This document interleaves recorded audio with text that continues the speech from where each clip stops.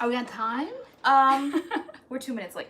Okay. Because That's better than what we normally do. Now I set it for 8:05 to give you some more time, but Okay. I still don't know if that's good enough. I was glad. You probably should have told me because I would have rushed more. But once you told me, you gave me 8:05. Yeah, I thought about it as I said it, as it came out of my mouth before, and I was like, yeah, I probably shouldn't have said that. It's like when you get to have CP time, you can't let people know you have it. You just have to just account for it. But once you know, then it just expands it more. So I knew I had an extra. We are here. The people are here. We're here. Guys. The people are here. How's everybody doing? Happy Friday, Tatiana Reglan. Nisi Niche Sport Nutritionist. Nutritionalist. Okay. I'm eating berries. She told me to eat more berries. Is that good, Nisi? We have Mandy Olesia, Tina Billingsley, Pondek, Leticia McGee, Vanessa Bristow, Christy Santos, all the usual suspects. Allie B, Yolanda, Miss Me, Miss Mo, 1922, Misty Blue, Kid's Sister, Ina Ade, Karen Spearman, we have Mech, Latoya Malachi, Angela Marcinkovich, Harley Hughes, Tiara Sneak, Cami H, Brenda Thompson, Alma Rosario, Cami H, One Natural Beauty. What time are you at? Marsha D. Walton, 808. Okay. Remember we start at the bottom? Or we start more for when we pop in? Yeah, I'm just seeing where you're at because Sarah Zeppelin, Jacqueline Kenny, Iffy Edwin, Shayna Parrish, Ashley Harris. Okay, she's eating Monica Reynoso. Green peas. Okay, Kate Journey. Hagen. You got it? Let's see, hey. Let's see, Mallory. That's a new one that looks like. Ruth Dennis, Chelsea Knowles. Let's see, is it Fertilance? That's a new one. Hi, y'all. Bianca. A Queen. Della Street. Sybil. Is it Lagarde? If we mispronounce, just spell it phonetically so we can pronounce it properly. Iffy Edwin, Di Pie, Wisdom is Better, D Curly, Danny Girl, Charnay Weaver. Why are my contacts blurring? I know, my eyes, oh my gosh. I'm like, my eyes are going in and out of focus. Yeah, so I'm going to see if my distance glasses are going to work tonight because I can't see a thing. See Carla Thomas, Natural J, much better. I can see better Andy. there. It's crystal clear there. Really? Yeah, but here Diasha P, Christina Sear, Sheila Wright. I'm not missing another live. My Fridays haven't been right. We are so glad you're here. So glad you're here. I wish we had kind of like a little romper room song or Mr. Rogers song or something. Is it Shelley? Is it Shelley? Just spelled C-H-E-L-L-E. Augustus Hay, Mimi Fleming, Michelle Almonte, P. Staten 04, Amanda Summers, Pamela Fitzpatrick. Okay, what time are you at? Did I do everybody? Yeah, you're doing good. You're on a roll. There was a lot of them. Barbie Lovable. You left them all. Shayna Tatum. Did I get Let me see that last one. Is that Bucklicina? That's a new one? We got some new ones in here today. Who's new? Just Ashley, yeah. Come through if you're new. Hands up if you're new. If you're new. Why is this thing like at our necks? I don't know, because you can't see my logo for my shirt that everybody was liking today. Alright. Okay. Let's see. Alright, so let me see. Okay, better. It's better. Yes, alright. So see Laura Lewis.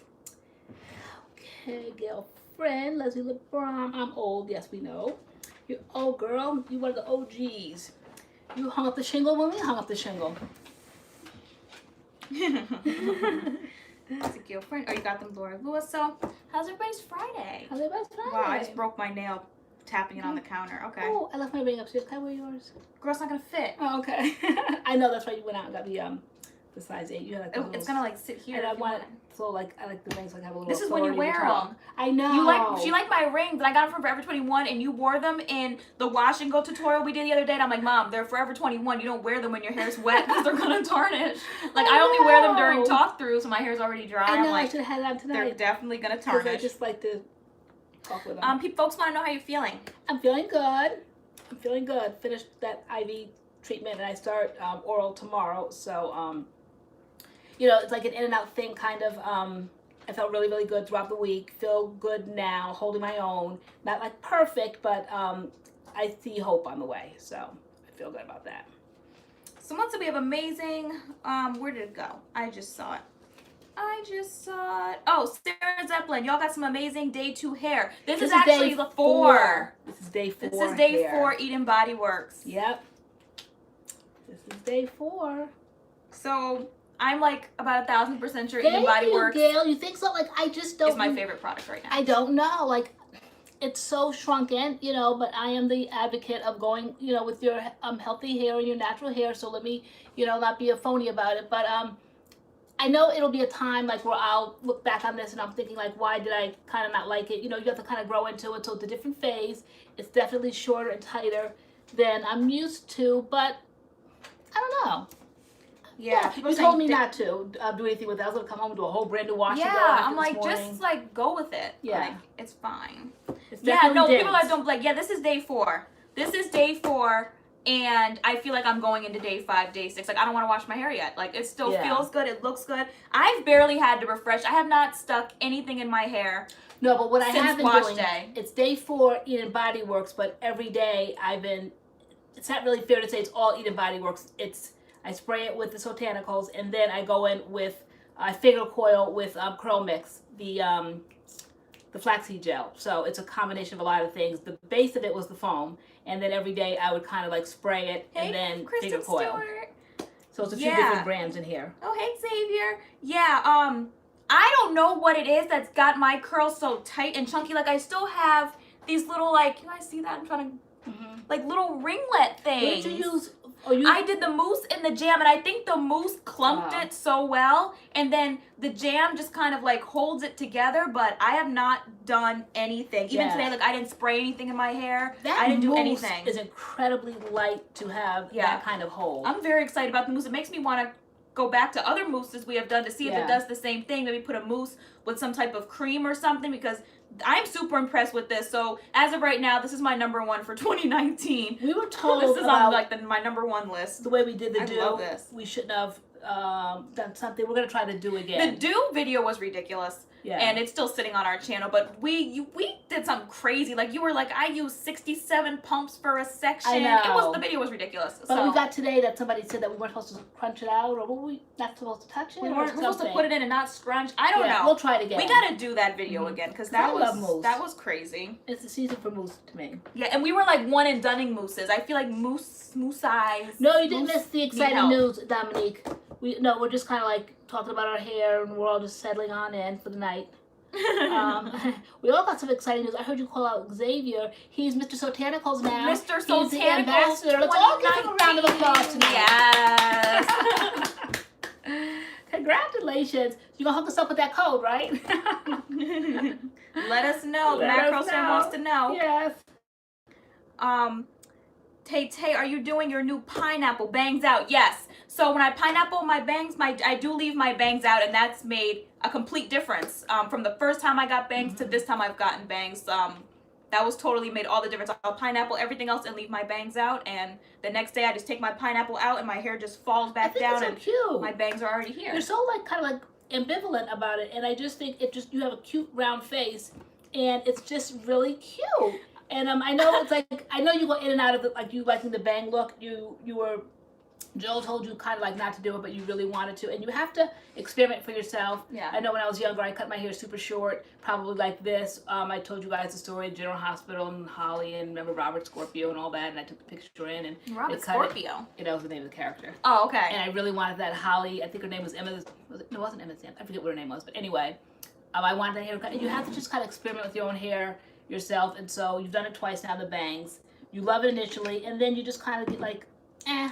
So I think they look great. You have a great face, and you can really hold your own with them. I miss being able to like flip my hair to the side and flip. Like I wish I could go back and forth. Like because when you cut bangs, like you're stuck with that. Like that's it. Mm-hmm. They're there no matter what I do. They're just there because they're really short. So I have to wait for them to grow out. And I love them sometimes, and other times I'm like I wish I could flip my hair back and forth. And so like I don't know. And I feel like I don't know what I feel like.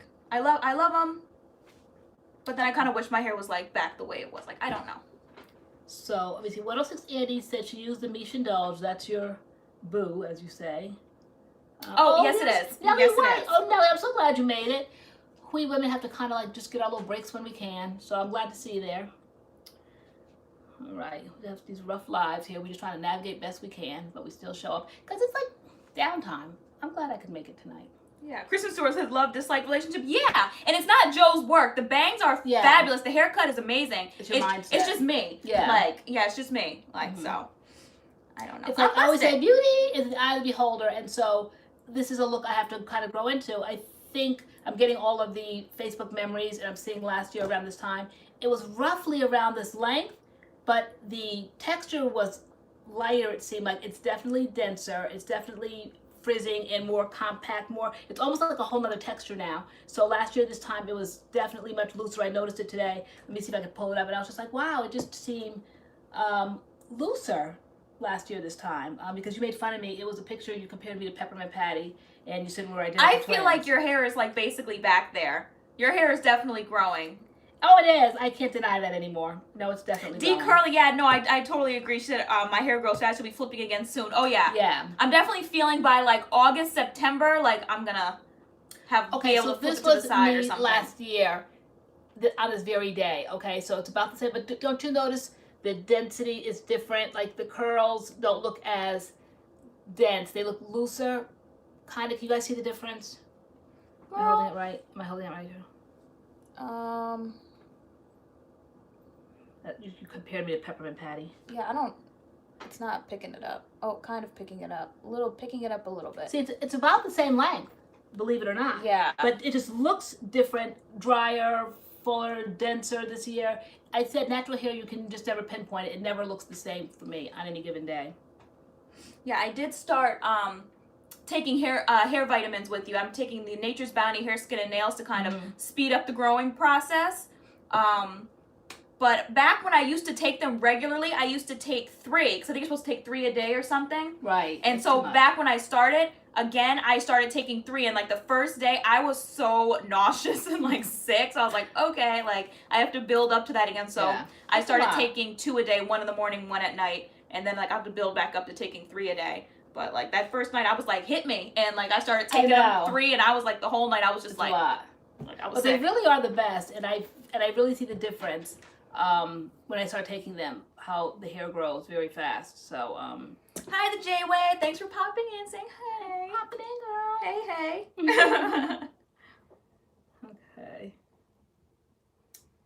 So. Okay, so we see Kathy. Is it Mahoney Street? Said I'm growing out my undercut so that I can have versatility. Okay. I know you just have to switch up and do these different things. Denisha, I'm taking. We take the pills. Although I said to you actually just last night, I was like, I think I want to take the gummies or the chewables, because I feel like I take them and they get stuck.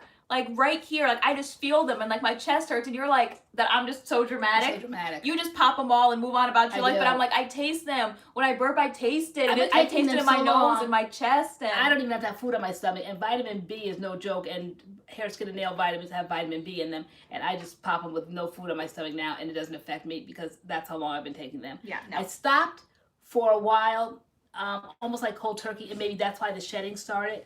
And I thought that was kind of strange, but I started again, and I hate that kind of control that vitamins have, that if you stop, it can happen like that, and then when you start them again, it can kind of stop, because when can you ever stop them if you wanted to?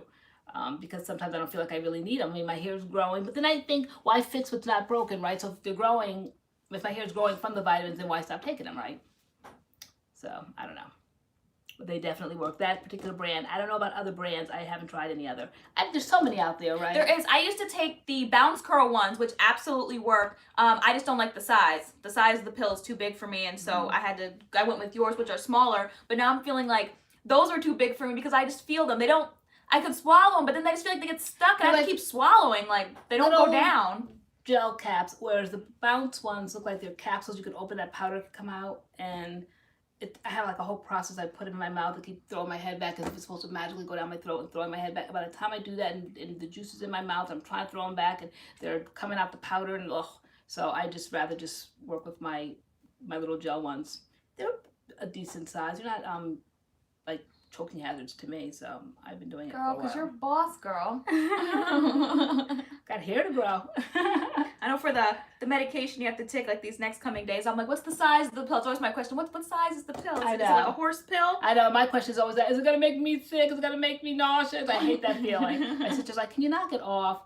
She's like, I take like all 6 at one time. Speaking of sister, T's in the room. Oh, she is. Hello. She's like, stop focusing on them side. I'm obsessed with side effects. Can you show us the vitamins you take now? I'll go get them. Okay. You know where yeah. I'll grab mine. Okay. Yep. So Nature's Bounty, and so I like that brand, and so any vitamin that I have to take, I always get Nature's Bounty. To me, it's a pretty decent brand. I know that I don't know. It's just so hard. Who knows? Who's to say that vitamins really? Can anybody speak to the topic of vitamins? Because I don't know. Who knows? But doctors prescribe them. You feel like you're doing something good. I don't have a whole laundry list of things to do and take because it's just a lot. Vitamins are no joke. And I feel that if you overdo things, you only need them, I feel, for nutritional benefits if you're lacking in something. But to overload on vitamins thinking you're doing good for yourself, I think sometimes it's a double-edged sword. So these are them, the Nature's Bounty Hair, Skin, and Nails. And we'll show you they smell delicious. And I mean that very sarcastically. Oh, they smell awful. I know. I hate vitamins. But that's the size of the pill. And that's little to me. Yeah, I've had worse, definitely. It is little. Who's ever had prenatal? Oh, those great big. But for some reason, for me, they get stuck, and I just feel them like right here in my chest. I don't know why. Because you're dramatic. I'm not. Like my sister said, with those side effects. She said, though. stop looking for side effects because I swear I find them. If it says nausea, I take them and I'm like, oh my God, I feel so sick. I feel so green. But if I didn't read the side effects, I wouldn't feel that way. It's definitely a mindset. Just Ashley, are you guys trying Curls next product next? I want to get my hands on the pineapple collection. Yes. Hold on, hold on. All right, it says, where do you find them? You find them at any drugstore in the vitamin section. It's Nature's Bounty section. So there's Nature's Bounty, there's like Nature's Made, there's just a gazillion different brands. So this is Nature's Bounty. This is the ones that I've been taking. And then, what was the other question? Where do you find them? Do you take 2 a day? It says take 3 a day, though Tay is so petite and small, and 3 to me overtakes her, so she's been taking 2 and adjusting. Yeah, the third eye journey says be careful with biotin because it can build up if overdone. What does that mean? It can build up. Some people can take it, some people can't. I know some people break out from it. It affects their skin. Yep, Target. We get ours from Target. Target. Yep. Right. Sometimes, what did you say already? Walgreens, like they have like buy one, get one free or something. This has like a mega amount of biotin. This is the main thing I think that makes this work because it's hair, it's skin, and it's nails, and it's definitely, my nails grow. I'm forever snipping my nails when I start taking these. I always, not that I have long nails, but they're just annoyingly, they grow fast, and I have to just kind of like always cut them. So what happens if there's a buildup of biotin in your system? Like what can happen? Someone said acne. Yes. It can build up in your kidneys. Okay. I think is it true that you can't take too much vitamin B like you will like pee it out, like you can't retain that in your body? I don't know if it's true or not. Half Pint said they made her nauseous and stomach cramp. That happens to me when I don't eat it with food. So after a meal, I'll take it. So like in the morning I'll have my breakfast and I'll take one. At night I'll have my dinner and then I'll take one. Yeah, you've got to be careful with vitamin B. It's no joke. You know, if you haven't taken it before, you have got to have something on your stomach. My son, his father gave him vitamins one time, a packet of them. And, you know, as a mother's always on point and you give like specific details. So I said, Adam, what is this? It was like some men's pack or something. And I'm like, honey, you can't just be taking any old thing. Like you're a young 19-year-old young man that eats healthy. Like, what do you need a men's pack of vitamins for? It's like, you don't just take vitamins, be taking vitamins. And I said, whatever you do, make sure you eat first, because if you don't know how to take vitamins and you wake up in the morning, you take that thinking you're doing something good, you will be over the everlasting toilet bowl, sick as a green dog. So I just said, just please, everybody just move around, just behind the scenes. Everybody want to be a great big man all the time, and nobody speaks up. But it's like mothers know these things. So I'm like, a men's pack? Are you serious? For what exactly? And vitamins are no joke. Okay, so. Girl, you're just in everything. My work. Yeah, I am in everything. I am. It's a mother's job. I am. Detox bath. What's that? Oh, what's that? Like when they take the waters in the English movies, they always go to like bath and take the waters. Is that called taking a bath, taking the waters? They take the waters. They say like when they used to get sick back in the 1800s, they would go to like bath and they would take the waters. So is that what I say to you now? Like, I want to shower, like I'm gonna take the water? Yeah, I guess. Yeah, like it's supposed to like detox your body or something. Like, what is it? Explain that, Kristen. Take the waters. Yeah. Oh, Erica, those protein powders. I know. I'm concerned, like Spencer works out and all these protein powders. Next, you go marching off to the store to go get protein bars. I'm like, for what? Yeah, what happened? Oh, yeah, no, I bought like one protein bar and I remember we were sitting in the car and my hand was just like this. Like I was like shaking, like really bad. And I was like, all I ate this morning, I was like, it was a protein bar. I'm like, it's supposed to be like a meal replacement, right? And like, I was just like so jittery and that was my last protein bar. Where's Nisi, the resident fitness pro here? Because can you kind of like speak to all of these protein powders and bars? I found out that there's a candy bar, there's a protein bar, and then there's like another bar, and they're all basically in the same family. Like maybe candy for a snack because it just, I don't know, it's like an imitation candy bar. If I want a Snickers, I want a Snickers. I don't want a protein bar that looks like a Snickers. It's just, I don't know, it's the mindset. So Casey Baker, I'm watching from Wendy's. Ooh, did you get a Frosty? Okay. I love Wendy's chocolate Frosties. Yeah.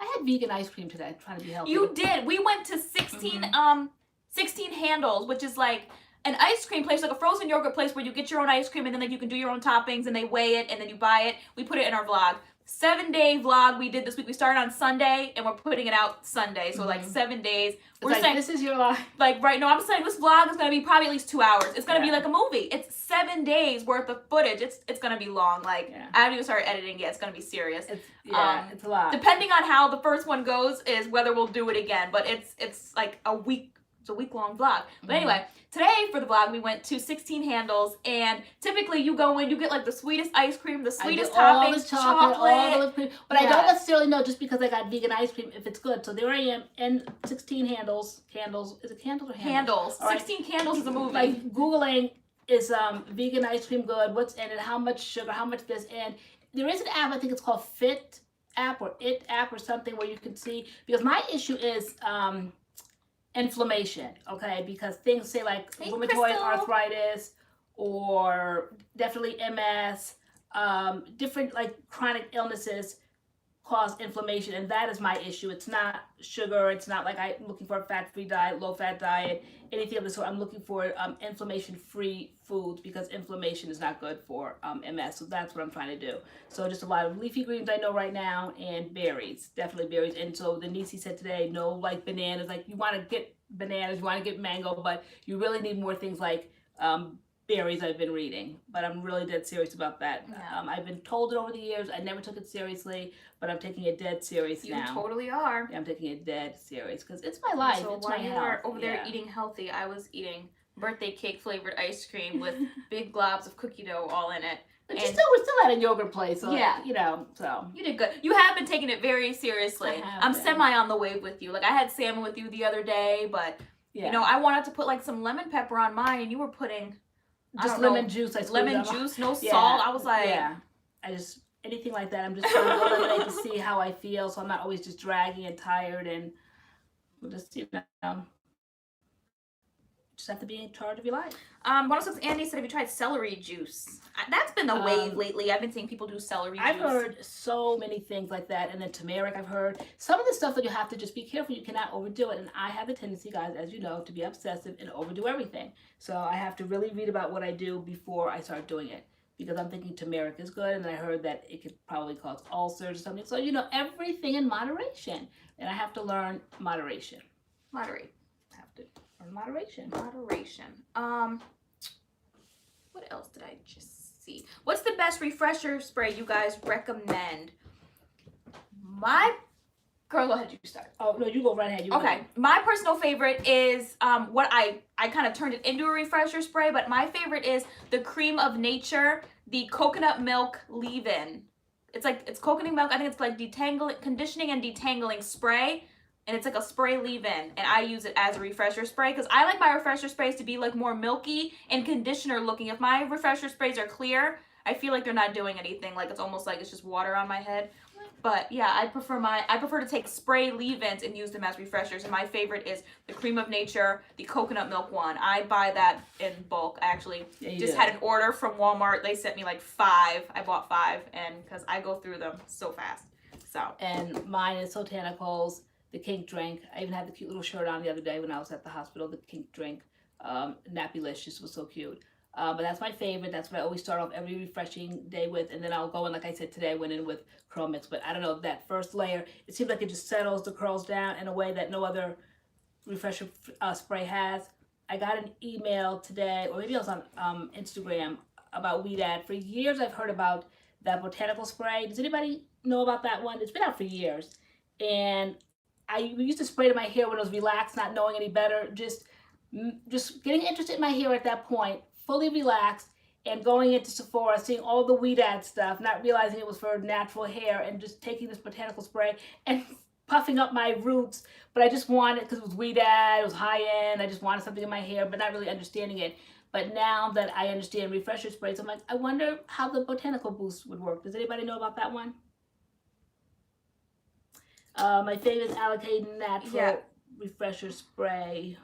I see someone talking about the Alikay Naturals, the berry gel for low porosity. I have low porosity hair, and that gel's not my favorite. And I see Karen Reeves talking about the Alikay lemongrass gel, and that gel's not really my favorite either. The lemongrass gel. Oh, the new one. Yeah, okay. I'd say the best what they have is the creme brulee. Yes. I still recommend the creme brulee to everybody. So if you're trying like their lemongrass, their new lemongrass gel, or their aloe berry, I would say switch over to the creme brulee. That's the most moisturizing, in my opinion. And then when I do my finger coils, I use the yogurt. I go back to that very saffron color, that yellow yogurt. I know they came out with the new one in their latest collection. And to me, it's a step above or thicker than the Parfait, even though they tout the Parfait as for like type 3s, and I hate that hair typing kind of stuff because I happen to like the yogurt one, and they claim that that's for type 4s. But I can definitely finger coil my hair with that. But what is this? The Alikay, what's the refresher? What is that? Jog my memory, girl. You know. The Alikay refresher, the Wake Me Up refresher. It's pink. Oh no, I love that one. So all right, so back when my hair was a little bit longer and I was finger coiling, I would do the botanicals, and then I would spray that. To me, it was like almost like a puree. I would spray it on the table, dip my hand in, and then I would finger coil with that. Before I was doing this CURLMIX thing, I definitely would finger coil with the Alikay. So I loved that. Yeah, I forgot about that. I should have did that today. That one? Definitely, yeah. Sybil Jeremy, my top is from Forever 21. I tried to match your pink tonight. Yeah. A little bit. Try to do a little some. Try to color coordinate. Okay, so let's see how many people we have. 100. All right, so should we tell them about our exciting news? Yeah. All right, that. All right, so come a little closer. Top secret. We're like shooketh right now. So it's like in the works. Yeah. But we did get a phone call this week. Somebody called. And what did they say? And they want to present MADCURLS at an event introducing MADCURLS in New York City in June. Yeah, like they want to create an event around MADCURLS. And have the theme, MADCURLS Made Me Do It. It is going to be a ticketed event. And we're telling you guys early enough, it's still in the works. It's still in the making. We don't know who's going to be there. It's a curly hair event. From what it sounds like, there's going to be like other vendors there. They're trying to get, some sponsors. There's going to be music. There's going to be people selling like their kind of stuff, but it's gonna be like a MADCURLS like event, and I was like,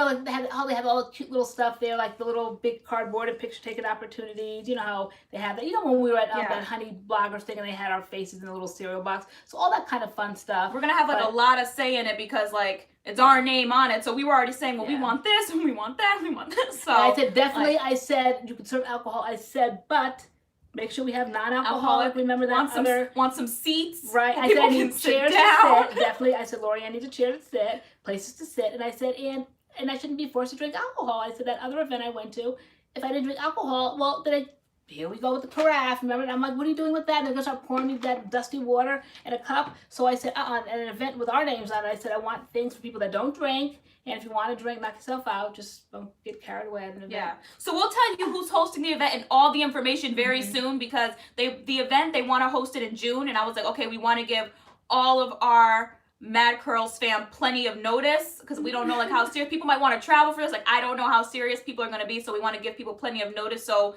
within the next hopefully like week, 2 weeks, we'll be able to get you guys like all the information. But yes, yeah, I can't wait because we'll get to meet like Mad Curls Sims. We were just talking about wanting to do a meet and greet. We didn't know like the safest way to do it. The carafe of old water. I'm so excited. Yes. So just the excitement because we needed an umbrella of protection to meet you guys because we were just talking about this last week, and to have that umbrella of protection, we can't just go sit at Central Park like we have been talking about for months, just going down there, getting a little bench and telling you guys where we're going to be, which was the most unsafest thing in the world. Yeah. But it was heard on a live event, and so we're going to have that umbrella protection now. Yeah, at a place, some food and merch and other probably influencers and music, and it's like an event. Yeah. It's like a Mad Curls event, and I can't wait. Yes, so we're excited in New York. We will give you guys all the information, like details, dates, all that kind of stuff, as soon as we know. But yeah, just know there's a Mad Curls event on the horizon. So I'm excited. I gotta get my health up so I can participate. We're supposed to have a meeting this coming Sunday, but they were so understanding because, you know, they know my struggle with MS and stuff. And I just said, oh, I can't do it this Sunday because I'm going to start the oral medicine and I don't know what the effects would be. So I don't want to be going to New York City with something that's serious in my system and I'm not knowing how it would be. So I appreciate people that understand my challenges, my health challenges, as they say. And I can't wait to be Mad Curls fam. And I said one of the things I want is like a name tag table. I'm like, people, you know, give their tickets and then fill your name out and like say your YouTube name so like we know who you guys are. Because all we can see sometimes is just like a little circle. And I know. So I'll be like, oh my gosh, you're, you know, Carla Thomas. Like, I know you. Right, exactly. I know. So we're excited. Yay. Are you guys excited? I know, don't have us out here looking busted. Ticket day open, we sell 1 ticket, like, well, dang. Okay. Yay! Oh, thank you, Pondek. That's sweet. I know you guys have been so good on Facebook this week. Every morning I'd get up and I'd put my story out there, and you guys all came in with so much love and so many prayers and all that. So then today it was the last day for this part of it, so we filmed what we were doing, and I felt pretty good, but it was really nice, very inspiring every morning to wake up and see all the love and stuff. And, you know, and then people sharing their story, you know, who was it that had just as much of a serious story? Like, just when you think your story is bad, then you hear somebody else's. And so we all have something, we all go through something, and it's just nice to be so transparent in this day and age that, you know, I mean, because I've had it for 30 years, and it took me probably up until maybe the last 6 months where I kept it a secret. It's almost like something to be ashamed of, and especially now being on social media, to be like, I kept thinking, when do I let people know? When do I come out the closet, so to speak, with this illness? I just felt like it had to be like this planned event, and then I felt like I'd be doing a disservice to the illness and to the community at large, the MS community, and I wanted to like plan this big thing in March because it was MS awareness. And then I'm just like, you know, let me just speak to the camera. And I think, you know, we had no choice back in November when I had to just share everything, and that was part of my story, is the MS and how I was kind of trying to hide that. And once I told that story in November, then the freedom behind that, just the honesty. I always felt like I'm gonna get caught out. Like I'll be in New York walking down the street and somebody will see me with a cane, or they'll see me like stumbling off the train. And you know, you make yourself look worse because people start wondering, did she have too much to drink? Like what's going on there? You know, instead of being honest, like it's an illness. I walk like that because I'm struggling here, you know. And so after I told that story, it made my life so much easier. And so now it's kind of like whoever I can encourage every day, you know, you just kind of somebody you might look up to. I look up to lots. That's Selma Blair. I really looked up to her a few weeks ago, or, you know, a month or so ago when she put her story out at the Academy Awards, wherever she was at, walking with that cane. And I think that's when I really seriously took it seriously and embraced it at that point, that it was okay to use a cane. I wasn't ashamed. And so I go in and out of that phase. I might need it some days, I might not, but that is what really was the point in my life where I said, okay, things happen and people suffer.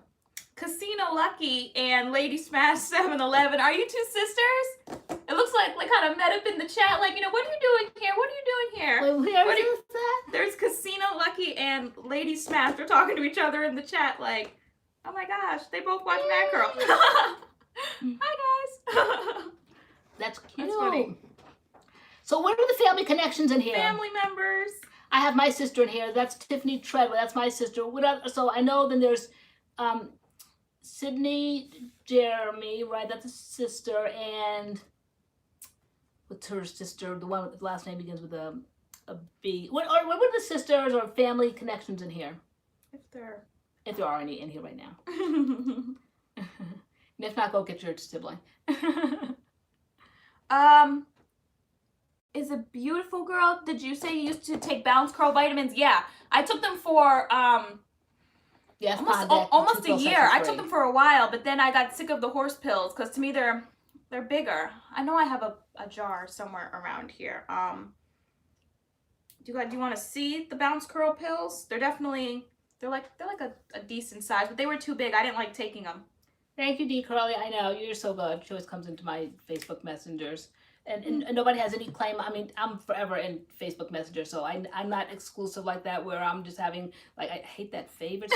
Maybe as a mother, I hate that, picking favorites. I mean, I'm very accessible. I really am. Is it, here we go again, every single week.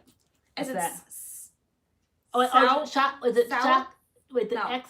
No. Who's that? Is it Sowa song?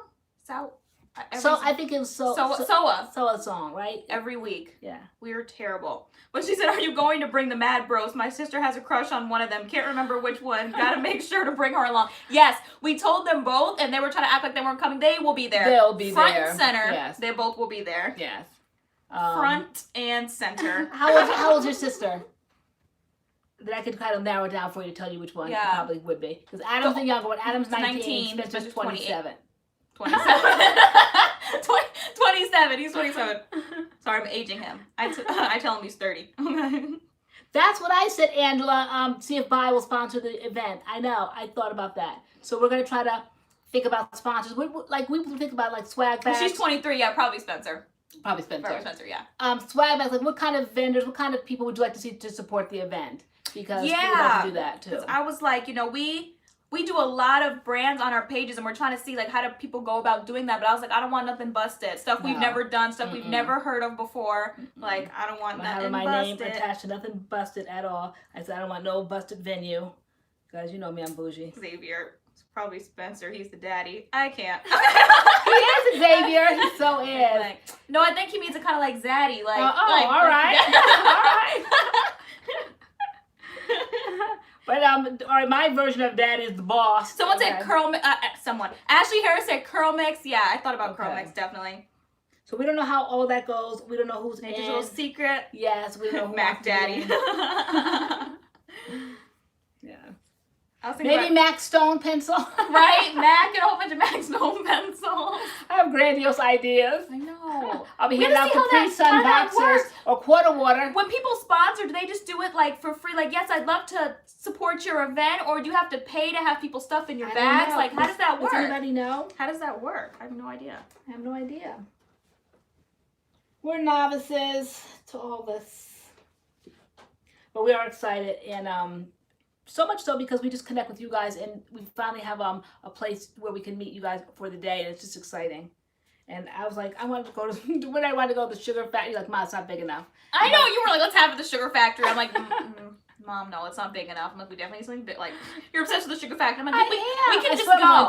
We're like, we can just go. Let's just go. We can go to the sugar factory anytime. I didn't know the value of it when I was down in Florida. I really didn't. They were excited about it, and I went, and I got my little milkshake and the little cupcake on the side and all of that extra. But I didn't really realize. I was so overwhelmed. It was Versace's house down the street, and it was the beach, and it was just, Honey's Handmade and all the ladies, and we were talking.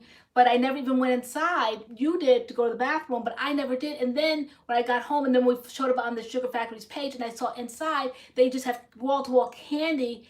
I said, wow, I never even went inside. So now I feel like I missed out on so much, and I'm determined. There's one, we live in Connecticut, and it's a casino, Foxwoods, way up there. I think there's one in Foxwoods Casino. I think it's like Indian Territory or something up there. And then there's one in New York, but it looks a little busted in New York, but I have to go see. Maybe inside once you open the door and go in, it's cute.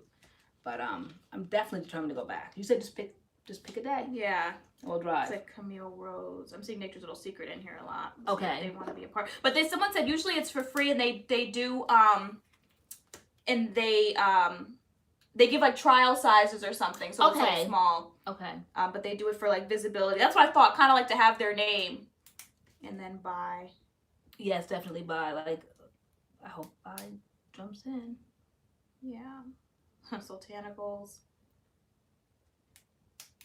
Yeah, I was like, no, but I don't want no busted sponsors. I'm like, I want stuff like that we love. You guys know that we love. Like, it's a MADCURLS event. We have to have like dope MADCURLS swag bags. So did we find family connections? I see T's like being the belle of the ball in the room. Thank you, Curls by Marie. What'd she say? She said I'm pretty. Aww, girl. Girl. Let's see. How did your family end up in Connecticut? That's a great question. Our family? I was born and bred in New England. I was born in Connecticut, Stamford, Connecticut.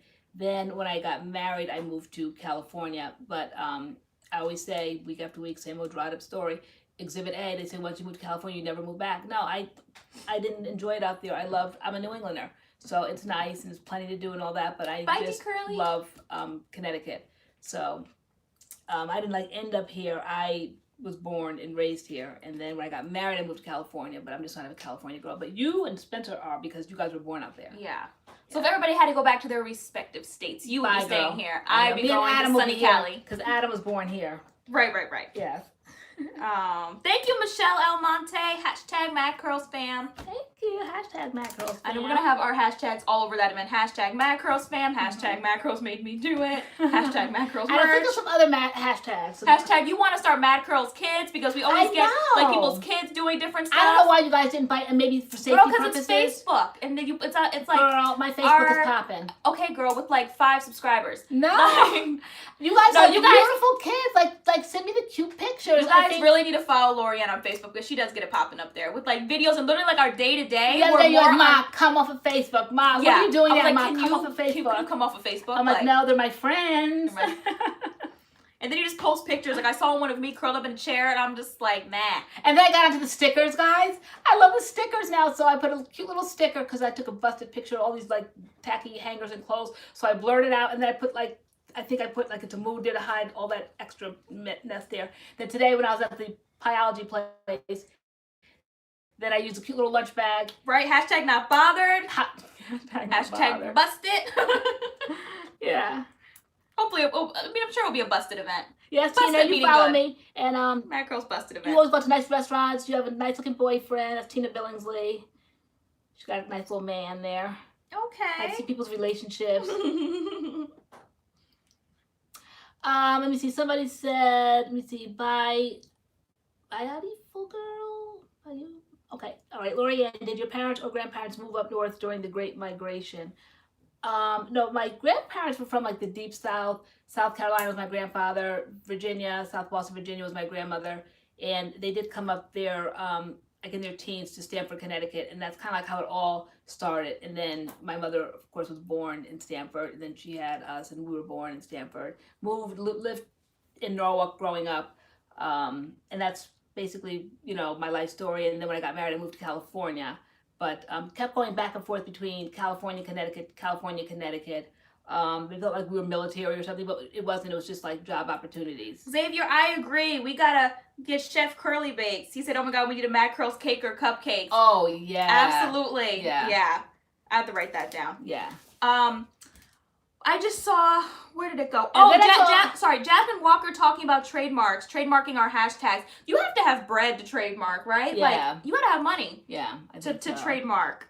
It's like, I think it is because you guys know what happened, you know, with that one and done thing, you know, a few weeks ago. We let that go because it just like, well, we're not fighting over like words in the community, but it's just like crunchy stuff that's done. And it just, you know, but certain things that the people that we're planning it with are like, where did you come up with that? I'm like, tell you one day, like you sit there and you brainstorm and you're just like, you start like this MADCURLS made me do it. And I'm just like, it's so funny because it's so catchy. And he's like, it's the catchiest thing. Like, you know, how'd you think of that? So it is a cute thing. It is definitely stems from us. You guys know it for us, but who's to say someday somebody could come and take it simply because people don't have the finances to do things like that.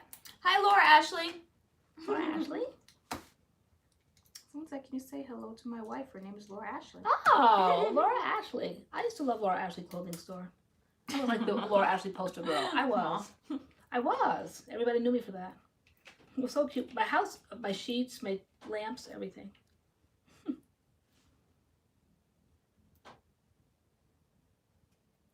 And let me see who else. Erica Fleming, she has some talent. I saw that today. She makes cute things. Who saw that cute little tackle box? All week long, I studied that. And I just said, maybe she fishes. Maybe she'll put on like those fisherman boots, and I'll see her in some coveralls or something, like going through the swamp and fishing with a fishing pole. But I never saw it evolve. And I'm like, why does she keep showing the tackle box?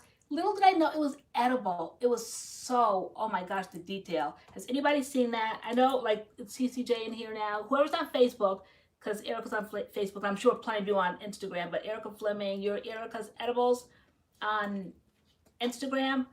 Talk about talent. Sharon, talk about talent. No, I wasn't done yet. So cute. This little tackle box that had all of this stuff in it. It's all edible. It's so cute. It's just like a gift that she has. Okay, I'm done. Okay. Sharon D. Johnson, what was a surprise? She scrolled back through but couldn't figure it out. Probably gonna have to be saying it all night, so we have to figure out how to say it in the short version. Okay. But a MADCURLS event in June. We got a phone call this weekend. Somebody wants to host an event around MADCURLS, and so that's basically the surprise. And we're gonna bring you guys all the deets, hopefully within the next like week or two, because it will be in June. But yeah, it's a MADCURLS event.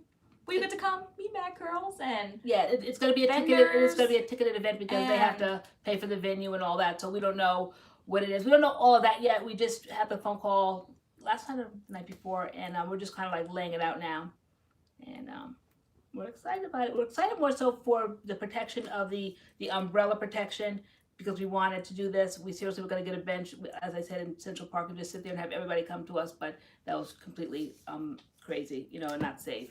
So Carol Smith, the event will be in New York. Yeah. Yeah.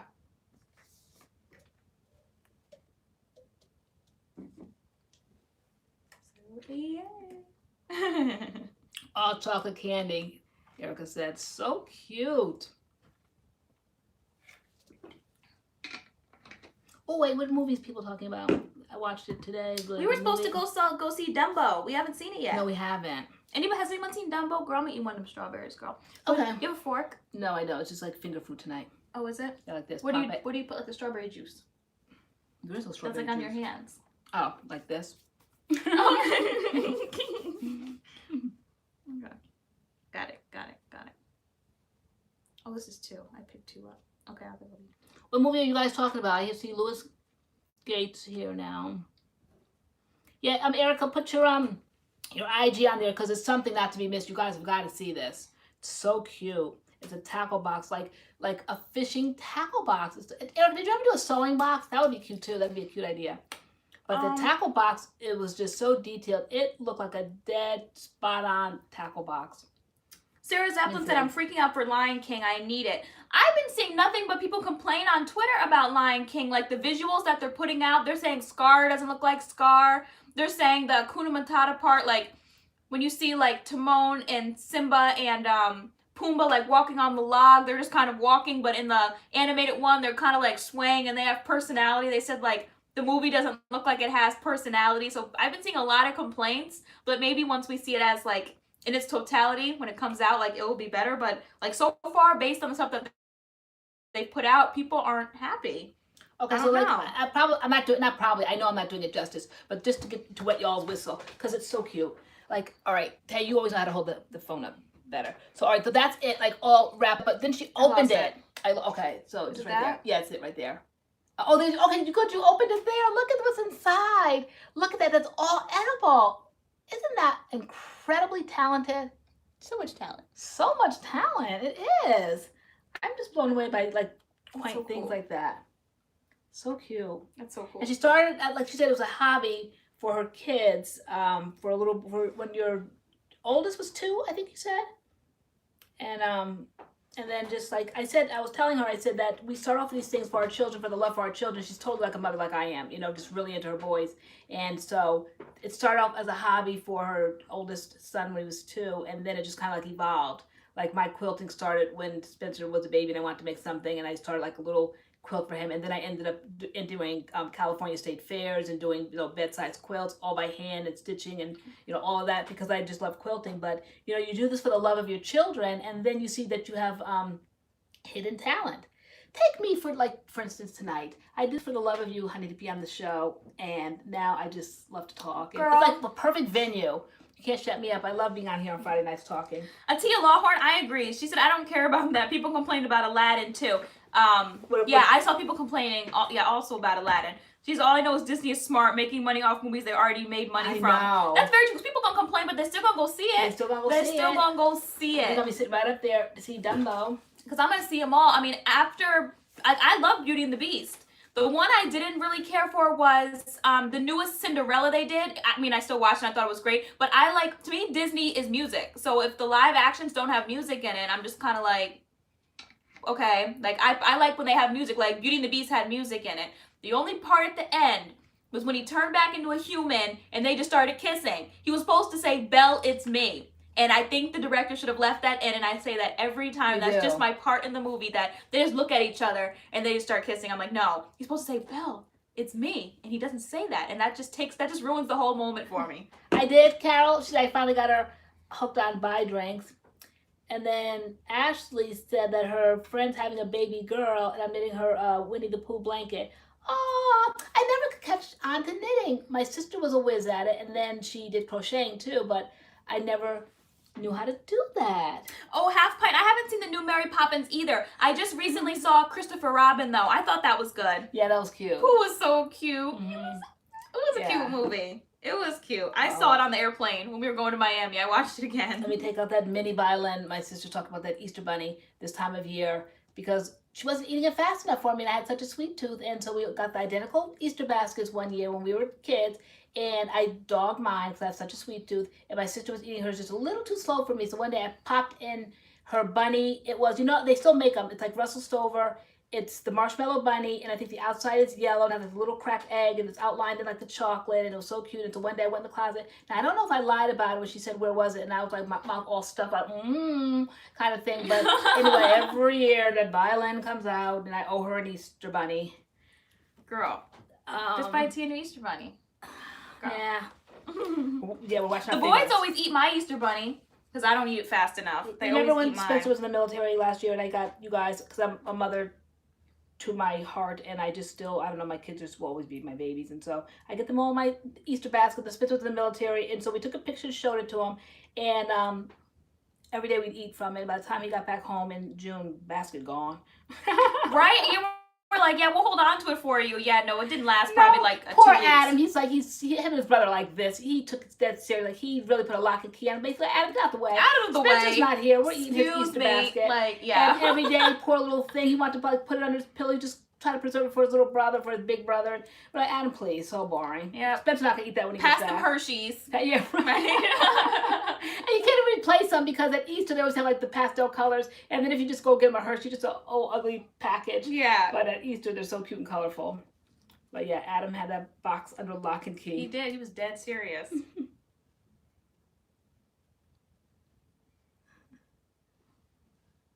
Denisha Bessart, I can understand that though, because our only what is it, like starting point, like watching the live action is seeing the cartoon. So of course, like you're comparing it to the cartoon to see how they did.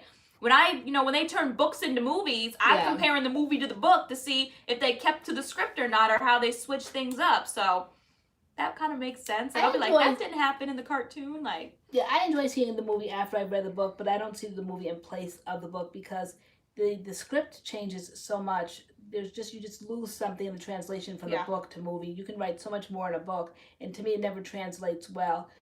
Sometimes they do. Do you think Harry Potter translated well?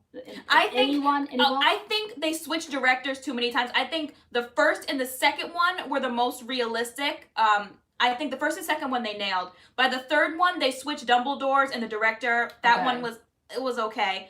The fourth one, I feel like they kind of got back on track a little bit. The fifth one I thought was good. The sixth one was the one that was just way off. They had random fires in the field that just didn't even happen. The fifth one, I think they dropped the ball. The seventh movie, I thought they did decently. But overall, the Harry Potter books are better than the movies. Although I watch the movies any day of the week, anytime. But my favorite movie I think they did was I love the fifth book, and I do love the fifth movie and the seventh movie. Yeah. And then the first two are just the best, with like the best Dumbledore in my opinion. But once that Dumbledore died and they like replaced him with, I don't know. By the third movie, Dumbledore had way too much energy. I'm like, this does not like the first one. He's just like subdued and he just comes across. They changed him. Yeah, the other one was like I didn't like that one. He was like he had kind of a nasty character. Yeah, and then like the fourth one, he all rolled up on Harry, all grabbed him by the neck. Did you put your name in the goblet of fire? I'm like, Dumbledore doesn't act like that. Right? Yeah. Yeah, he was all extra. Over-extra. It wasn't the same. Who said that their mom made? No, the Prisoner of Azkaban wasn't the best. I disagree with that. The Third Eye Journey. Yeah, I never bought an Easter basket for my kids. I always made them from the very moment that they were babies. They had like a cute little pattern in the sewing store, and so I cut it out, and you had to stuff it and all that. And to this day, I mean, now they're kind of like really, really old. And so Spencer Taylor had the benefit of that pattern from, I think it was called, what was that sewing store called? I forget, it was a store in California, but I got the pattern. And then when Adam was born, 6 or 7 years later, of course, they didn't have the pattern. So I actually took theirs apart and laid it all out like on muslin and made. You guys always thought his was cuter because I really like theirs was all like already like printed with like the pink ears and the black nose and all that. But with Adam, I had to get creative, so I had to get like the cute little button black nose and the cute little gingham for the ears and the cute little cottontail. Like his was like a lot of detail because I had to recreate it. But they never had like a store-bought Easter basket. I always just got that and then stuffed it with candy. And to me, it was the most economical way of doing it. And every year they humor me. I said, Adam, can I make you an Easter basket this year? He goes, go ahead, Mom.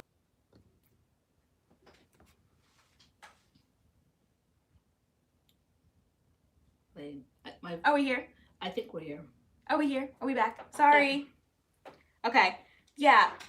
No. But when they got the new one, he looked like he could be Dumbledore, but his persona wasn't the same. Like it wasn't the same kind of like cool Dumbledore. It was someone who had way too much energy. So Carol Smith said that a good book was The Color Purple, way better than the movie. Yeah, I love the movie. I never read the book, but I saw the play with Fantasia on Broadway years ago. And I didn't kind of like really know like stars and all that, but that night there was a big sign saying Fantasia was going to play the part, whatever part she played. I forget what part was it. Supposed to see. Girl, don't ask me. I don't know. Celie. I think she was Celie. Okay. And sometimes I know things. Sometimes I know. I saw 3 plays in New York. I really love plays. I haven't even seen one. I know. We want to go see Wicked. Even though I'm like a huge play person, I play show tunes. Like I'll be listening to something, you'll be like, Terry, this sounds like show tunes. I'm like, it is. It's Wicked. You really got into Les Mis. Like I love Les Mis. You really got into the soundtrack. I did. The soundtrack to the movie Les Mis. The movie Les Mis. Literally, it's a whole like 4-hour movie of singing straight. They just sing everything. Every line is a song. I read the book. I got into this whole phase one time of reading like the classics that you were forced to read in high school that you hated to read. But like Leo Tolstoy, and I read like The War and Peace. I really was dead serious about reading these books and determined to complete them. So I did my whole Charles Dickens phase. Did that, of course, Jane Carter, of course, Jane Austen. Read all those books, Pride and Prejudice, Emma, all of those. Love those books and read them over and over repeatedly again and again. And then we did what was that other one, that Russian one, Leo Tolstoy. Anna Karenina, read that.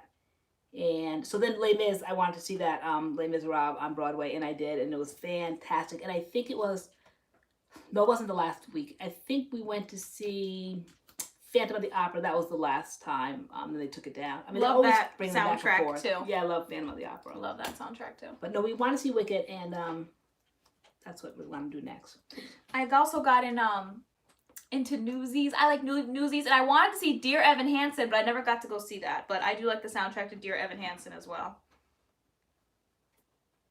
Oh yes, Half Pint 929 Shenyang. I've seen that.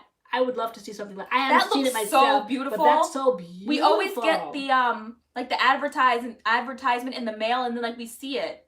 Is it TLC that runs someone runs the commercial? And I don't know. It's so colorful. It's so beautiful. It just gets prettier and prettier as it evolves. It's just beautiful. So I definitely want to go see that.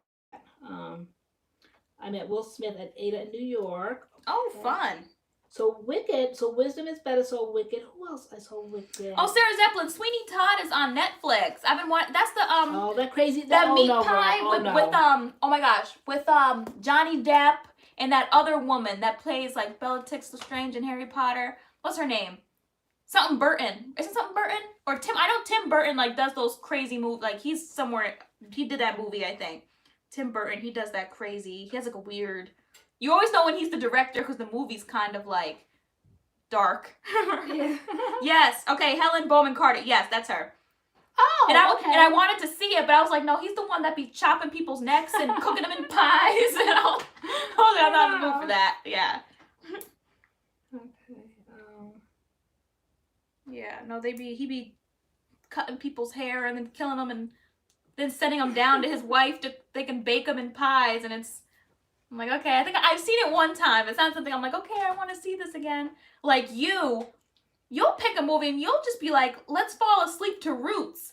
I'm like, why do I want to fall asleep to something like that? Because I like to pick a long movie I'm like, and I I don't have to do not keep getting wanna- up and changing. I like to have like my background noise. Yeah, certain things I can only see once. You don't like slavery movies? Nope. Yeah, but I do. I like that kind of history. Are we skipping again? Are we skipping again, guys? I don't think so. Oh, my strawberry fell to the ground. Yeah, okay, let me try to move it over here. Sometimes it's like too close to... Okay, Lynn, my sister said we should talk. I don't say it in here about what? It sounds serious. Oh, Carol Smith, you don't like slavery movies? Yeah, no. I think maybe probably the way I worded it probably doesn't sound like right, but I like probably movies from that time frame. I mean, those were the characters that blacks were in the movies because that's what they did. But like Gone with the Wind, I love that kind of what is that war? Civil War. The Civil War era. I like those kind of movies. Yeah. So no, the brutality that was put upon us was horrible. But I still watch. I watch those movies. I think it brings me back to a time when I was a kid in the 70s when Roots came out. It was a big thing with Alex Haley and the book and all of that. And then when Roots 2 came out, I loved it all the more. Who was that actress? Kid Sister Glory was a good movie with Denzel Washington. That was a good movie. Certain movies I can watch. Like I like war movies. Like I like The Patriot with Mel Gibson. That's one of my favorite movies. I love that movie. But something about movies that are just based like around slavery, I can't do that. 12 Years a Slave, I did not watch that with you. What is that Roots 2 though? Who was that actress that I used to love watching back then? Like when I was a teenager, I think she was so pretty. And she was married to Dorian Harewood, I think, in Roots 2. What was her name? I used to just love watching Roots 2 for that. But things like around this time, people love watching like Jesus movies. Like I can't do those. Yeah, I can't do Passion of the Christ. Girl, what can you do? Girl, not much. Okay. Not much. You're like me. Not much. If it ain't Disney. I know. Those really get to you. You really can't watch those. I can't. Like they just play on my mind. Like no. I know. Yeah, I saw Samantha Ivy said she watched Nipsey Hussle's funeral. I watched portions of it. I popped in when the kids were on the stage. I saw that portion of it. And then I saw Lauren London talk. I think she's just like an example for like women, period. Her strength, I think, is unmatched. Like she was a boss standing up there. Because I don't know if it could have been me. No, Sharon, I know. I hear you. I know. I definitely get all you guys, and I know y'all get me. So it's just, opinions. But I think what it is just the simplicity of a long movie that I'm just going to sit and it's just going to go on forever. So like last night you put in Pride and Prejudice. It was 6 hours worth. You started at midnight. By the time we wake up at 6 o'clock in the morning, it's over. And then I think this morning, Sense and Sensibility kicks in. Sense and Sensibility. Yeah, they kind of play back to back. Yeah. So I like really long movies. So the Jane Austen ones, especially the ones from the BBC back in the 70s, those are really epically long movies. So I love watching those movies. A good Jane Eyre, just all those kind of like British adaptation movies last forever. And I put them in, and next thing I know, I'm waking up and it's in Lizzie and what's his name, Darcy, are kissing and they're getting married, and it's over. So yes, Wuthering Heights, I love that one. There's a lot of different versions. It's hard to find the one with Juliette, is it Binoche? I loved that one. I like the one with Laurence Olivier from years ago, the black and white one. I like the black and white Pride and Prejudice too. So, Is it raining? Oh, what did Snoop do at the... Oh, now I'm getting interested. Now we're talking about Snoop. What did Snoop do at the funeral? Yes, Snoop Dogg was at the funeral. Was he? Yes, girl. He was on the stage, girl. Really? He spoke. I didn't. Oh, you didn't call me over? Girl, I missed his speech. I saw it on the shade. Yeah. I saw that he gave a speech on the Shade Room. I didn't listen to it though. Yeah. To me, Nipsey Hussle kind of has the spirit of Snoop a little bit, right? Yeah. Oh, yeah. But he would have been your type, girl. Nipsey Hussle? Oh, yeah. Really? Yeah. Oh, yeah. Okay. You know how I feel about Snoop. So he had like the air of Snoop is like your... My guilty pleasure. Yeah. You're like Snoop Dogg. Yeah, I know. Snoop Dogg. Braids and all. What about when he gets like a silk press? Hey, whatever. I'm a loyalist, guys. Whatever the hair is, doesn't matter to me. I can't. Imitation of Life. Yes, right, Erica? He does kind of remind me of Snoop. But in all honesty, you know, am I the only one? But I never had heard of Nipsey Hussle until this event. Had anybody else? Had you heard about him? Yeah, I knew who Nipsey Hussle was. I never listened to his music, but if someone said Nipsey Hussle, like, I knew who Nipsey Hussle was. And then I thought it was a bizarre thing to say. They said that his funeral was bigger than Michael Jackson's. Okay. Like, I don't know, we competed about funerals. Yeah, no, but his was huge. And then they had like a procession that was like super long on, like, in the streets. Like, people, yeah. How do people compete about, like, what's that to say that my funeral's bigger than your funeral? Like, because I guess they both were at the Staples Center maybe. And Michael Jackson's, I mean, I was surprised that it was bigger, but did it really matter? Like, whose was bigger? I didn't know he was doing as much as he was doing. I didn't either. Like I didn't know. It's all around the West Coast, so okay. I mean, but he was doing a lot, and people are taking it hard. They took it hard. They're still taking it hard. What's the connection with the little boy that spoke and called him? Is it Aramis? That was Lauren. That's Lauren London's son from Lil Wayne. Okay. I told you that. Okay. All right. Yeah, I was trying to see if that. Well, you said it, but I didn't know if it necessarily was true. Yeah, well, not so much it was true, but I just like to have other. Oh, okay, guys. Who was the little boy that had the mic with the dream? Yeah. So that was not his son. That was Lauren's son. I think he yeah, but like he was like they were raising the kids together, and he had kids. He had kids from another relationship as well, correct? Yeah, he really helped his neighborhood. Yeah. Yeah, see Lil Wayne's son, Lauren's son. Okay. Taylor was right. I know a little something every now and then. Every now and then. Every now and then. Yeah, a daughter. Yeah. Okay. So the ones who were like blood kids were the ones that really couldn't speak. They were having trouble speaking. I mean, it must be overwhelming. There were hundreds of people in the crowd. Like, you know, it must be seriously overwhelming. Yeah. To come out in such a public event. But I think if you're in the public eye, you are called upon from time to time for different things. But a funeral has got to be the hardest thing to get through. And then to speak it, all eyes on you. And that's probably very difficult. Especially as a kid. I have to show you Lauren London. I don't think I showed you her up there speaking. Like, well, I saw them in I saw it on Facebook. They had like a kind of like a cute little quiz thing that they were doing about couples. Yeah. Yeah, so I saw her and I saw him. They seemed like they just yeah, really she said like the last act of love is grief. Girl, that speech almost took me out. Oh, you saw it? Yeah. Okay, did she speak? Yeah, no, she did speak. Oh, she did? Yeah, no, she spoke. Yeah. She did amazing. She was so strong up there, like, whoo, girl. Yeah. It was too much. That's very poignantly put. The last act of love is grief. Yeah. Yeah. And I was like, that makes sense. Because we all got to go sometime. Yeah. And so when you think about it, like, it's horrible. Mm-hmm. It's too much. It's too much. Nipsey Hussle was 33, I think. I think he was 33. He was in his early 30s. He was way too young. Wait, Teal, what she said she fell in love with Matthew McConaughey. I remember Matthew McConaughey. What's going on here?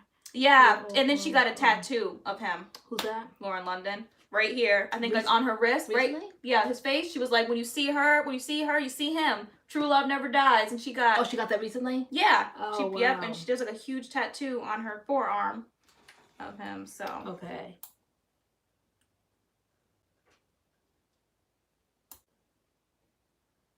Yeah, Tosh Love, that was sad too. When she talked about, she said the hardest part was that her 2-year-old is going to be too young to remember, like, that his father loved him because he's 2. Like, that was sad. I don't know. How old was Nipsey Hussle? Carol, does anybody know? They're saying 33. Oh, 33. Okay. What I say isn't right. So we have Chronicles of AJ in the room, and he keeps interjecting different things. Hi, Chronicles of AJ. That's a new name. Okay.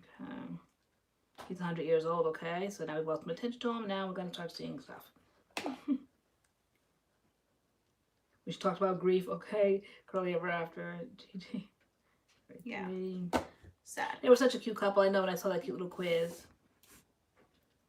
And they were like unproblematic. There's so many problematic couples in the celebrity eye that are just always on the shade room for something. Like they were just being a couple, minding their business.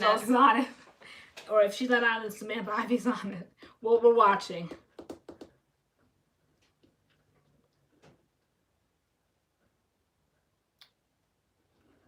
I need more juice. You do? I need my grapes. Let's see what's going on with Angela. Let me see. It's a Pond Beckley, so sorry to hear that.